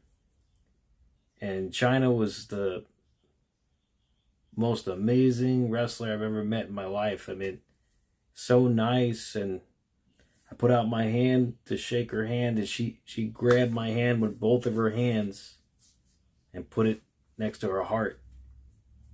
And she was great. I remember like yesterday. And yeah, China.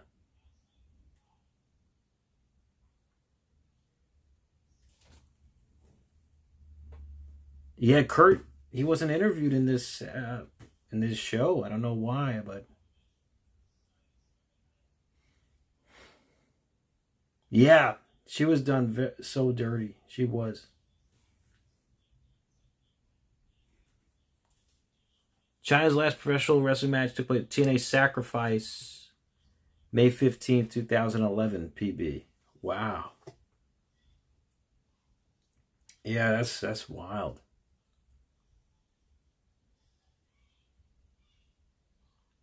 But yeah, I remember meeting China. She was so great. She was such a nice person. She's my favorite wrestler I've ever met my whole life, and I met quite a few wrestlers, but she's number one.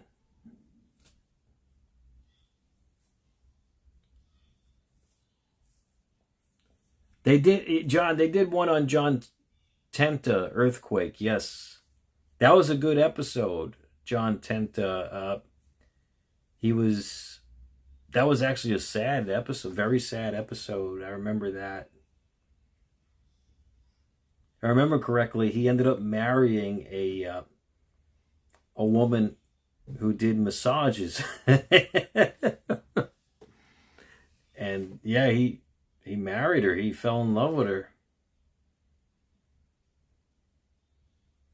He went to one of those places that had the mama-san and stuff, and yeah, they hey, thank you so much, Oscar, for that generous donation. You let us listen to the shows. Here's some love for you, good sir. I remember working the indies for 20 years. China costs too much for people like Ryback. They do themselves a service to be less. Oh, really? Wow. That would have been great if you...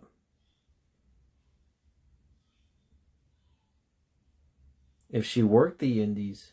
The Oscar life. Thank you so much, man, for that generous donation. I really do appreciate that, man. Thank you.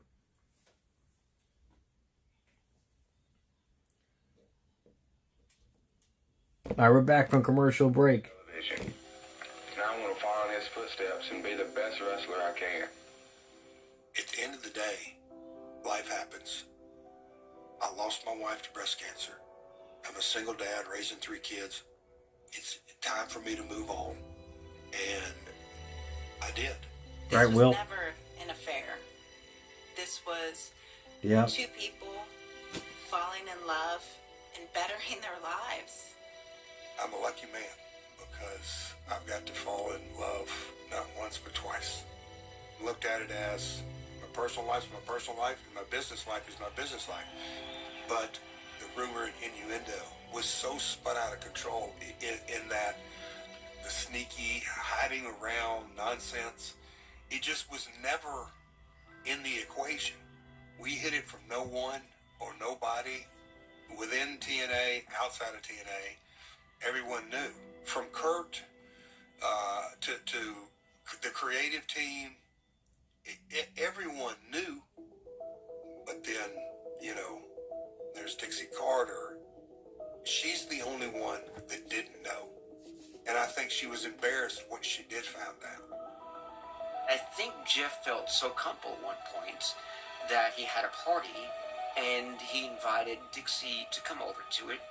And Dixie goes, rings the bell, and Jeff and Karen are hosting the party together.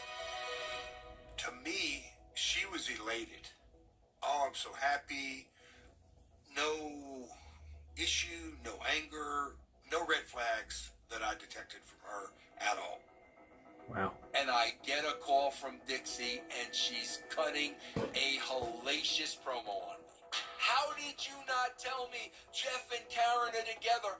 I've always heard about Dixie looking for reasons to send Jeff home, and this, he just gave her a reason.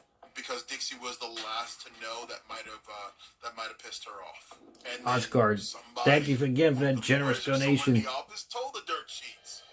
James out of Orlando, you're on for Tension, James. Hi. I just wanted to call you up and let you know, man. Yeah, you know, Karen Eagle, she's actually living with Jeff Jarrett now. And Dixie is. Oh, hold on. Whoa. And Dixie is. What I'm saying is keep your name out there, and being part of the community pays dividends long term. This was goodwill with the fans. They remember. Canyon would be on TV if he knew that. Stay out there. Thanks again, Oscar Life. I appreciate that, brother. Thank you. And when the time came and I gave her the rope, she snatched it. Jeff Jarrett, the delusional optimist that always looks at things in a positive way, thought Dixie Carter would actually be happy for him. Lost his wife, has 3 daughters that he has to take care of. Right, PB. Found love a second time. How rare is that? But instead, what did she do? She nuked his whole life. Really? What'd she do? I was given documents sent from Panda Energy that had me removed and said that I was no longer executive producer, no longer the head of creative. I get the lawyer calls and, hey, Jeff, we're going to send you home with pay.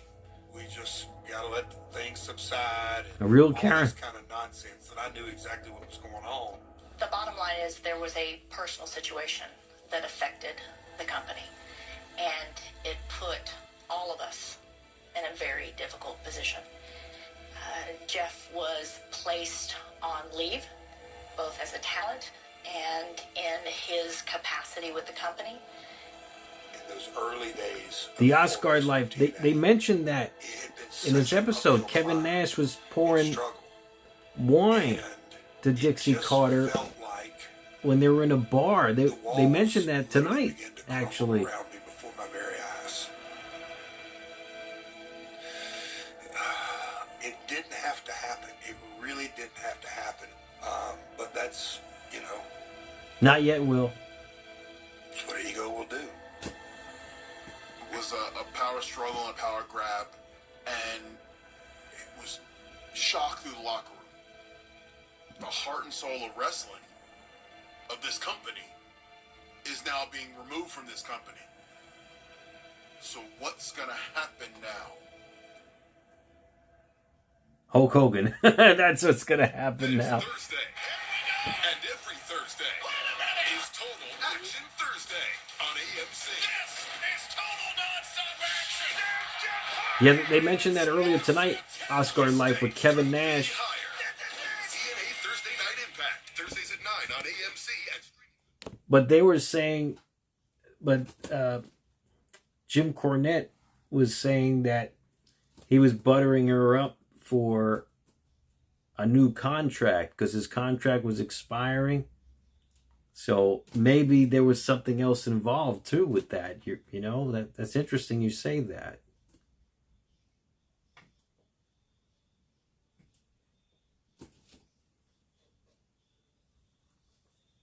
When Dixie tried to lowball AJ, that killed the company more than anything that happened there. Just the disrespect was crazy. You know what's terrible, like, about with AJ Styles? Oh yeah, Dixie. Yes, Dixie's got. She looks good on certain angles. Asgard, yeah.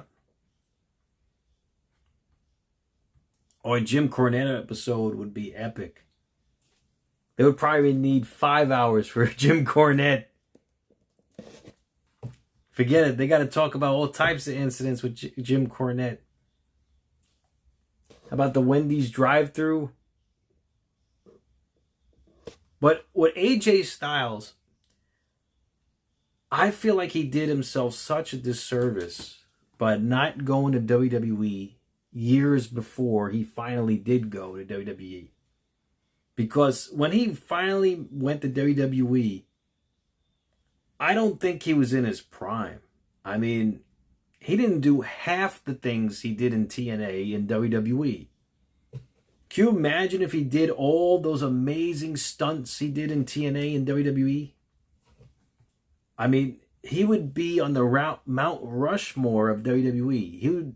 He's already a legend, but he would be on the Mount Rushmore of WWE alongside Stone Cold and The Rock and The Undertaker. You know what I mean? Like, if he went to WWE years before he finally did go.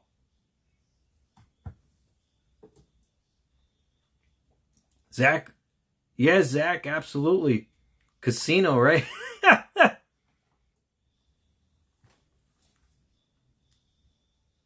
It's wild. It's just wild.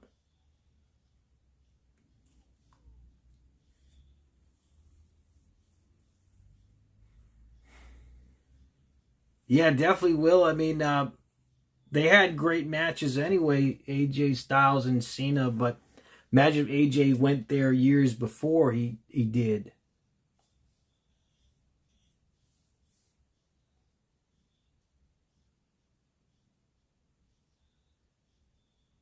No, Asgard life, not during that time. The big guy time. Not during that time. Like, say around like 2010 or so, or 2007 or 8, 2007 or 8. That's when they were pushing like Jeff Hardy and Edge, and those guys weren't as big as Batista. Company, Jeff Jarrett is frozen out of TNA's day-to-day operations. Jeff was heartbroken, crushed. And that's where it's so sad. Zach, yeah. Cornette versus Russo.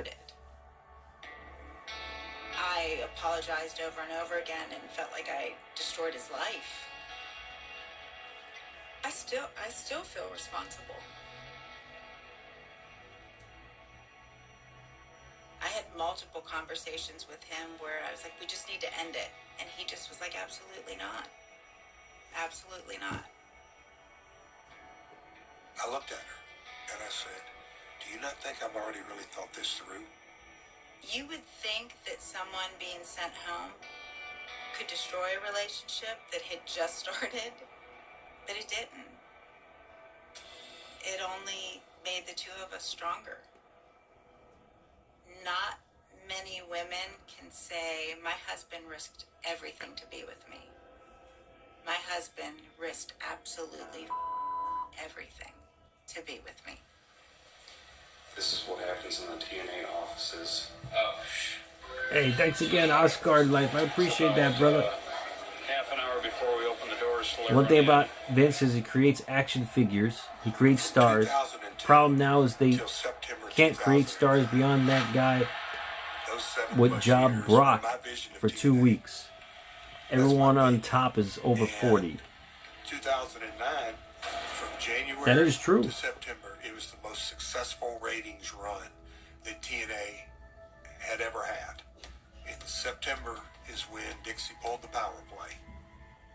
Karen? Dixie wanted to make her father proud, and I understood that better than anybody. She's not the first and certainly won't be the last that would look at this industry and say, I can do this. I can run this. It looks real easy. But boy, oh boy, she found out different. Definitely, Zach. A little bit of Goodfellas, too. Control of TNA. Dixie Carter wastes no time. Vince had a formula. He did have a formula. Mo, thanks for the follow. Sideline Jeff, she empowered Vince Russo to have complete, total creative control. And then they fired Dutch. Wow. And Dutch was Jeff's right-hand man and had been actually the backbone of the wrestling ideas of the creative team. It was clearly a cleansing of, Jeff Jarrett aligned people. This is what Vince Russo actually does. Hey, you sons of bitches! It didn't really change without Jeff there, because I always did my own thing. Yeah, Dixie, that's not going to be a problem. For the first time, he had nobody policing his work. He had the free ride. If Vince Russo was there, there would be 5 minutes of wrestling in a 120-minute show. Bro, we can't do Definitely, pro Zach. wrestling. Bro, what I do, I go in the other direction, bro. And that's why it works. Every time we had something going, Russo Definitely has to PB. put Shark Boy in a fish tank or something on our television to make it look like it's a goddamn hallucination. Jim Cornette, to this day, does not understand. Oh. This is a television show. Uh-oh. This is not a house show in Louisville, Here we go. Kentucky. It was frustrating to see the guys beating their bodies up in the ring. And this moron thinks he's writing goddamn daytime television.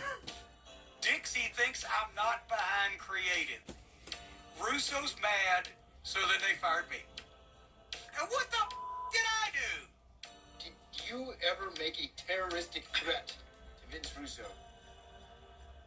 Well, it depends on what you call terroristic. The letter was, and I quote, Terroristic. if I could kill Vince Russo and get away with it, I would kill him. You're going to kill somebody Road Dogg, in yeah. professional wrestling? Are you kidding me? So I think he did leave Road Dogg. Because he knows that I legitimately despise him. Because he's a moron, and he's in over his head. You could see it coming down the road, that this was the beginning of the end. It's a hot mess. Is the company over? Like, Yep, here we go again, Zach. Yep. Dixie Carter is smarter than what people give her credit for.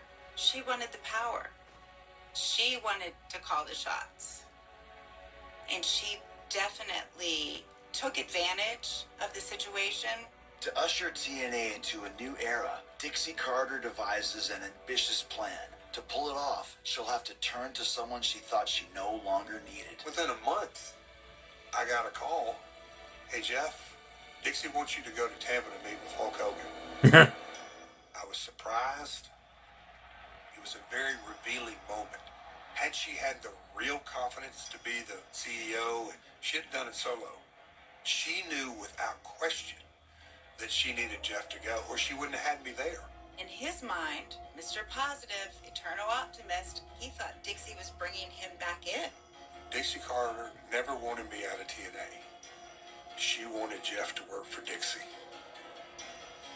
You can roll over and play dead. Oh, absolutely, Oscar life. Death. Or you can get up and fight like hell. I'm going to put on a game face. I said, hell yes. He had to support 3 daughters. He definitely had to play the game. I remember that, PB. Dixie dangled the carrot and he grabbed it.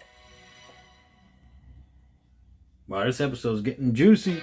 This is the Burger King. I remember that. Yeah, they went head to head a few weeks, actually, head to head with WWE. I remember that.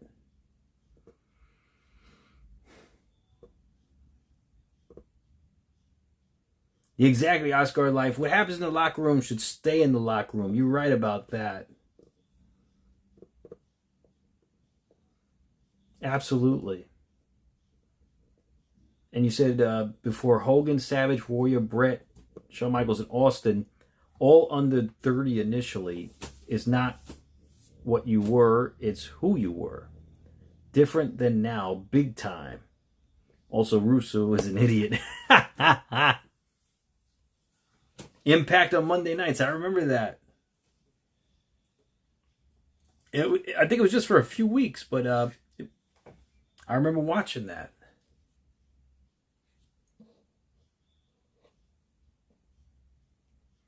PB, oh, thank you so much, man. I appreciate you. You've been too generous tonight. Thank you. Thank you so much, brother. Agree. Please with me. Jericho is no Dutch. Dutch made this show like Unsolved Mysteries way better than Jericho. Yeah, I was never a fan of Jericho narrating this show. I'm not a huge fan of Jericho to begin with, so like, yeah, he's I never was a huge fan of Jericho. I mean, I thought it was cool when he came in as a Y2J when he had the time clock and everything. That was cool. But yeah, I never really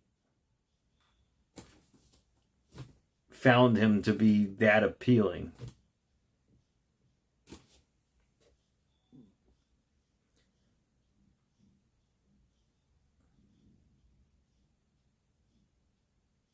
So ATF was asking, how many seconds would Tyson and Ali last before getting knocked out? Against the Hands of Stone, Ronnie Garvin. I'm not sure. That's a good question, though. Yeah, Zach Dixie, yeah, she didn't know anything about wrestling business. That's why she brought Jeff back. I'm buying you White Claws with this cash. Break one out next week and I'll be back. And yes, Jericho wore out his welcome in 2001. And Oscar Life said Tyson would kill Ronnie. Well, thank you so much, Oscar Life. I appreciate that, man. You're very generous. Thank you so much, man. I do appreciate that.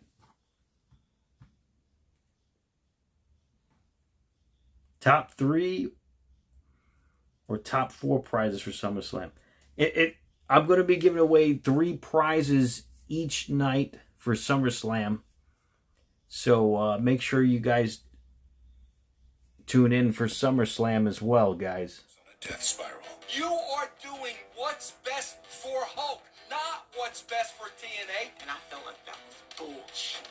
How in the world could you let him walk through that curtain? He was just so careless and reckless. He was killing himself. The conclusion of our 3-hour special. Dixie thought she'd seen the last of Jeff. Well, the games had only just begun. Dark Side of the Ring, new episode next Tuesday at 9 on Vice. Months after sidelining Jeff Jarrett, Yeah, Roy, Dixie you missed a Carter lot. turns to him for help with a high-stakes meeting with Hulk Hogan. So me and Dixie, we got on the plane and flew down to Tampa, walk in, and Hogan's there. And then to my surprise, so was Eric Bischoff. When I first heard about TNA, frankly, I was very, I don't want to say negative, but I didn't have a lot of high hopes. Top 3. And let's be clear, the only reason that I ended up meeting Dixie Carter was because of Hulk Hogan. I'm Eric Bischoff, formerly of TNA, formerly president of WCW, formerly general manager of WWE. In other words, I can't hold the job.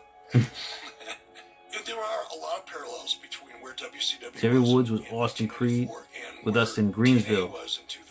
Got his job because Pac-Man could work due to his contract. What a break. Crazy history. Yeah, that's crazy. That same opportunity existed for TNA. I think Dixie would have much preferred to not have to deal with Eric Bischoff. No, Hulk was pretty adamant. I'll unveil the prizes within the next couple weeks. Hulk obviously trusted me. Hulk Hogan had real issues with Vince Russo, professionally, creatively. And let me tell you who doesn't give a shit about this. I remember that. Bash at the Beach. Politician Hulk Hogan. Hulk made it clear that the only way he was coming in is if I came with him to protect his character, to work on his individual storylines, because Vince Russo was a fraud. But I was confident that I could manage it on a day-to-day basis, and she really wanted Hulk. You know, I'd worked for Eric at WCW and Hulk. I had 25, 30-year history. In the meeting, it revealed to me immediately that he doesn't have a clue about TNA wrestling. Like, zero clue or context of who or what we are. Wow. I always said, with a caveat, if he stays in his lane and does what he does best, and that is a mouthpiece. Look at all the Hulkamaniacs. Can you hear him, Mean Gene? If he's out playing that role for the brand, it's a win. Anything else is a loss. I never was really sure where Jeff fit into the equation. I knew. Wow, Oscar, that's wild. Equity in the TNA organization, but it was pretty obvious that there was a straight relationship between Dixie and Jeff. That was one of the really unusual. Oh yeah, things. Will, I remember that. From my perspective, at least, Dixie Carter was running the show. That'd be crazy, Moxley. That would be crazy. From the time Hogan, Bischoff came on board, I knew that my time had come to an end at TNA. I'll just say that I think Dixie was very nervous because she knew I knew what she did. I know what you did to myself. I know what you did to my 3 little girls. I know what you're doing to the brand. She knew I knew. The one, the only, Jeff was used for a meeting and then sent back home. I'd like to introduce you to my new business partner, Dixie Carter. Dixie loved when Hulk came on board. She took that as her own signing. I am that powerful. Your first thought is it's Hulk Hogan. It's the biggest name this industry's ever seen, and he's choosing TNA. This can only be a positive thing, right? When I heard that Hogan and Bischoff were coming in, Oh, amazing, Oscar, right? That's incredible. it was going to be a disaster. Dixie was being manipulated by Master Carnies. Master Carnies. Vince Russo and Jeff, they protected Dixie for years. For years. And she didn't know it. they protected her from herself. I think she thought, oh, I'm going to bring Hulk Hogan in here and everyone's going to praise me. Oh, look what Dixie did. Look what the Dixie did. Dixie thought she'd seen the last of Jeff. Well, the games had only just begun. I remember that, PB. Oh, man, I can't wait to the next episode. She wanted to bring in Hulk Hogan and Eric Bischoff. To think me and Eric Bischoff could work together? Eric Bischoff is dead to me. This is going to end up being a disaster, because it always is. Slight change of plans here, ladies and gentlemen. The changes were drastic and severe all at once. The company went into a financial death spiral, but nobody's going to tell the Emperor. Dixie wanted the show. Oh, the Hardys? Oscar? Wow. Not on my watch. I knew that I had to make progress quick, or the wheels were going to fall off. The reality was the progression of my disease was in full force, and I had no idea. I was headed for the biggest valley of my life. Wow. Yeah, this is getting real juicy here. Wow, this is getting real juicy. Wow. So we're going to have to wait till next time for Dark Side of the Ring, the next episode. Now, I will be live again for SmackDown this week. And guys, if you're new here, for Raw and SmackDown, we have Trivia Championships. So we have the global title on the top of the screen. We have the Raw Trivia title, the SmackDown Trivia title. Then we have these belts here, the $1 trillion, the $1 billion, and the $1 million titles. Then we have the Money in the Bank briefcase.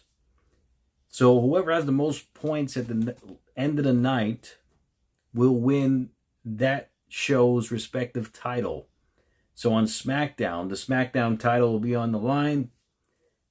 And whoever has the most points at the end of the night will win the SmackDown title. You get your name posted up on the screen.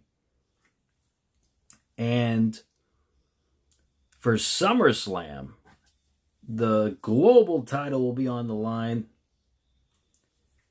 And you'll get the first pick of prize, whatever prize I'm giving away. I'm giving away 3 prizes each night of SummerSlam, night 1 and night 2.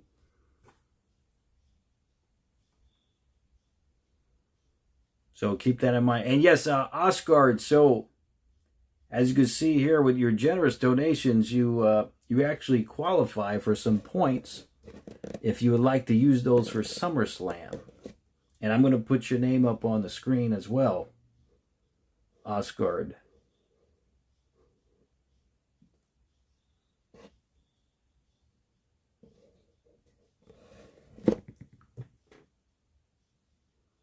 All right, last one. Bring out the White Claw 2. Put that Hogan foam finger from behind the belt. Take care, brother. All right, see you next week, brother. Hey, you seen the Hogan? Yeah, you see it right here, right? Yep, number 1, Hogan. Oh, no, you don't want... Okay, you don't want the point? Well, thank you so much, brother. I appreciate that, Oscar Life. Well, I would at least like to put your name up on the screen, though, as a champion. So I'll put your name up as the $1 trillion champion.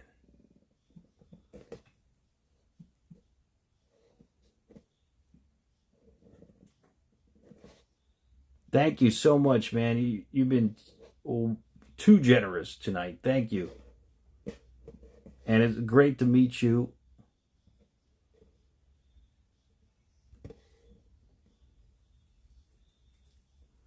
What's up, Maroni? Well, that's up to you, Oscar Light, if you want to give those points to anybody. Yeah, you donated $40. That's 6,000. It's like 12,000 points. That's like 12,000 points for SummerSlam.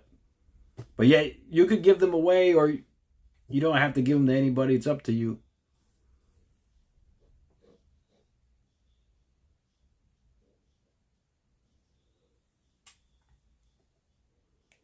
WWF 1989 was the peak for me, and thank you for the mentions. I dip into my wrestling money trunk of overpriced gimmicks and working the boys. That's it. That's how you got to roll. Yeah, Rory, I mean, so Dixie Carter let Jarrett go because she found out that him and Karen had a relationship. So they let him go. And then she ended up bringing him back because she needed his help to secure Hulk Hogan.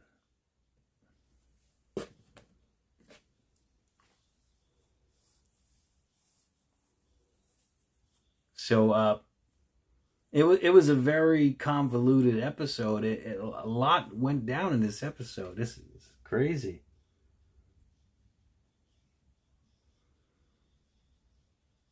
Wow. And we're just getting started. We got another hour left with TNA next episode, and it should be interesting. Well, he has to give you his point. If he's going to donate the points, he has to give those points to somebody. If he wants to give the points to anyone. If not, no one's going to get the points. So it's his call.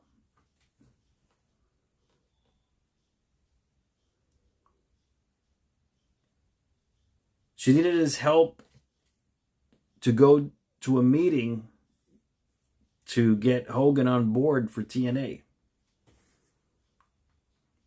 When the Ace, the six-sided ring first episode,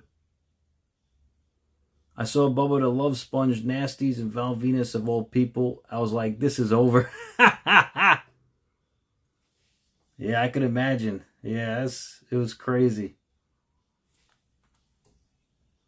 Hogan and Double J disliked each other. Yeah, I know. From WCW. I remember that. Yeah, I mean...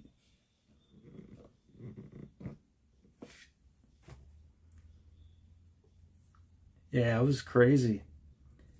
But nonetheless... Yeah, it was a big episode tonight.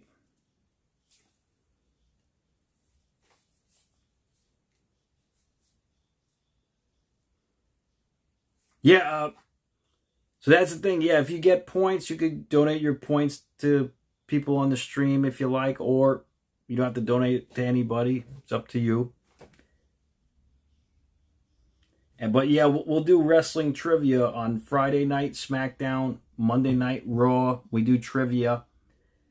And for the PLEs, we do trivia. Wrestling trivia. So we'll have a grand old time.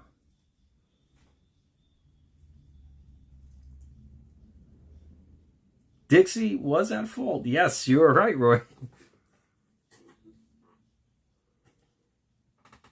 Yes, and Moxley, King L. Hogan, Moxley we call him, is the most decorated trivia champion in the stream's history. He's held the Raw trivia title for over 200 days, I believe. Oh, thank you, John, for the subscribe. Appreciate it.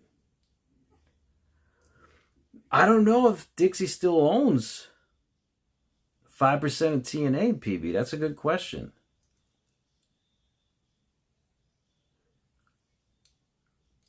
Give my points to anyone. That answers this first TNA question. Who was the TNA worker that went to WWE and crashed out, but was replaced by Robert Roode in that tag team?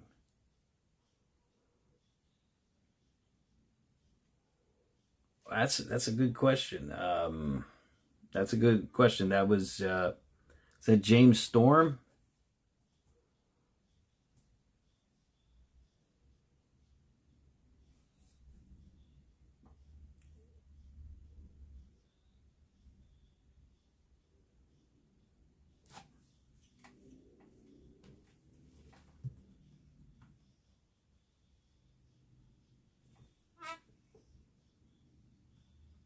Those points.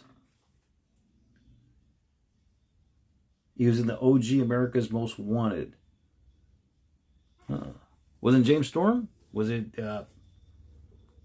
wasn't AJ Styles?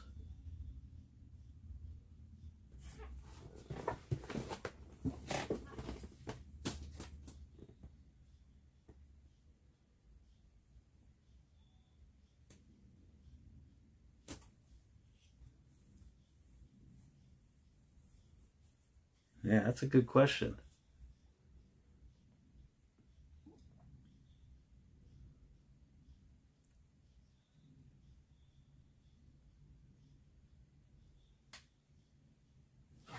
Was it Roode? Robert Roode?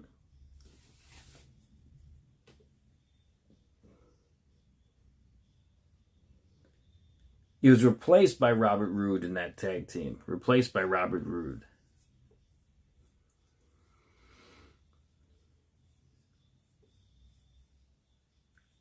That's a very good question.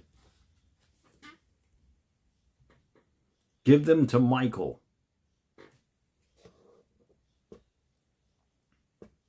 Michael Maroney? Jeff Hardy.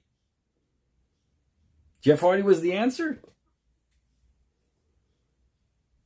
Wow, Maroney, you want to give the point, all those points to Maroney? Michael Maroney? So Maroney's going to have 12,000 points. That's a lot of points, Maroney.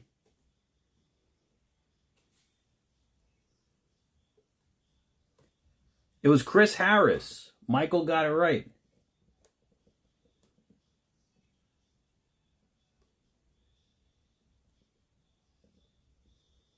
Maroney, wow, Chris Harris. Wow. Okay. Okay, wow, Maroney. So Oscard's giving you 12,000 points. His 12,000 points for SummerSlam.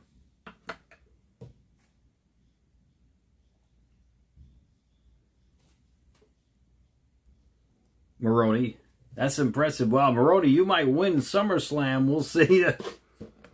Maroney's got 12,000 points going into SummerSlam. That's amazing. Wow. Well, thanks again, Oscar Life, for all your generous donations tonight. I appreciate it. I'm sure everyone else does too. Thank you so much. I appreciate that, man. Chris Harris and James Storm. Okay.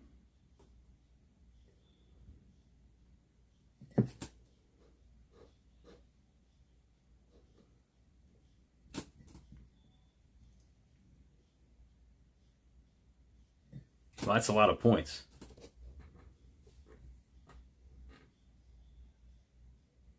Amateur hour here. I'll do this again next week. I got the Capitol only during the Dark Side episodes.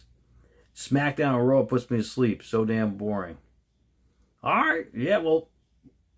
Yeah, come back for the next Dark Side. We'll be live next Tuesday.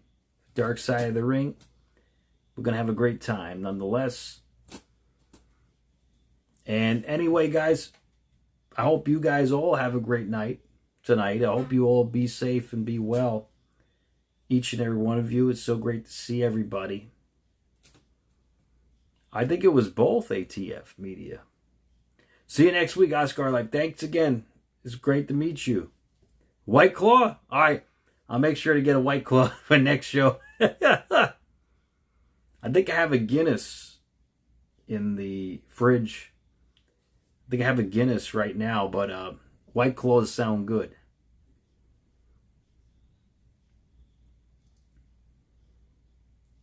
Low carbs. Oh, you do low carbs too? Yeah, my other channel, Keto and Wrestling. I do keto. No Guinness, you lack discipline. Well, I have it, and someone gave that to me. I don't really buy it. Someone gave that to me for my job, so I didn't buy it. But yeah, I usually have low carb too. I do keto myself. I lost 50 pounds on keto. Yeah, I used to be 240 pounds. Used to be a lot bigger. So, yeah, I lost a lot of weight on keto. That's awesome. You're doing low carb, man. Keep up the good work.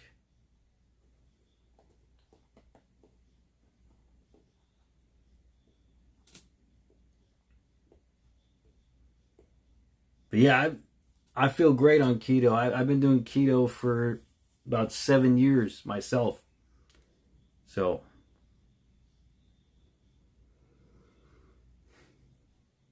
pound some red wine. I'm almost 50 and look 34. Wow, that's awesome. Yeah, keto works. Keto works. It's a lifesaver. See, it saved my life too. Absolutely. Wow, it's great to meet you, Oscar. Life is so great to meet you, and I hope to see you on the stream again.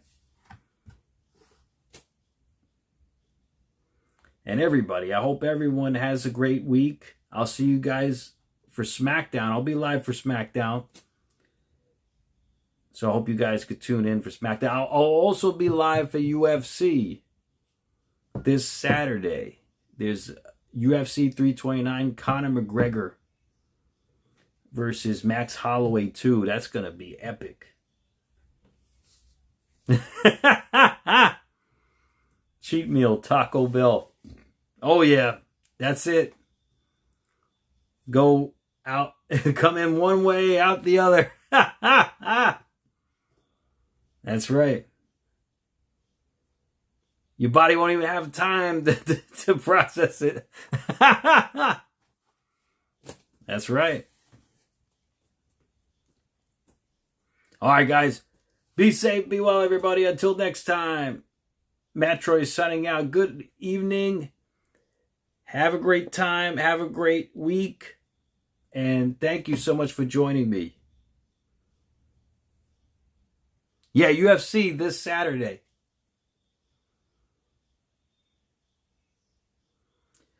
Yeah, Oscar Live. I don't know if McGregor's going to win, though. I don't know if he's going to win. I mean, Max Holloway lost his last fight, but I don't know if McGregor's going to win. I mean, you never know, though. It's a fight, right?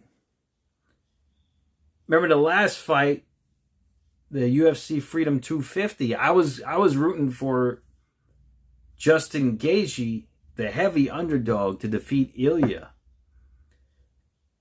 in the main event, and yeah, he defeated him. He was the heavy underdog. He was like 6-1 odds. It was crazy. 3 rounds. Yeah, I think Holloway's gonna win in the 3rd round. That's what I think. But you never know. It's a fight, right? Anything could happen. Anything could happen in a fight. So yeah, 5 rounds. Yep. Yeah, Holloway could go all 5 rounds. That's the thing, you know. He's got the stamina for it. Holloway, late 4th. That could happen too. All right, guys. Be safe, be well. MATTROISE signing out. Until next time. Have a great night. And thanks again, Oscar Life, for all your generous donations tonight. I really do appreciate that. Thank you. Yeah, Patty. Actually, Patty lost to Justin Gaethje as well in his last fight. So yeah, we'll see how he comes back too. So it should be interesting. All right, good night, everybody. MATTROISE signing out. Until next time.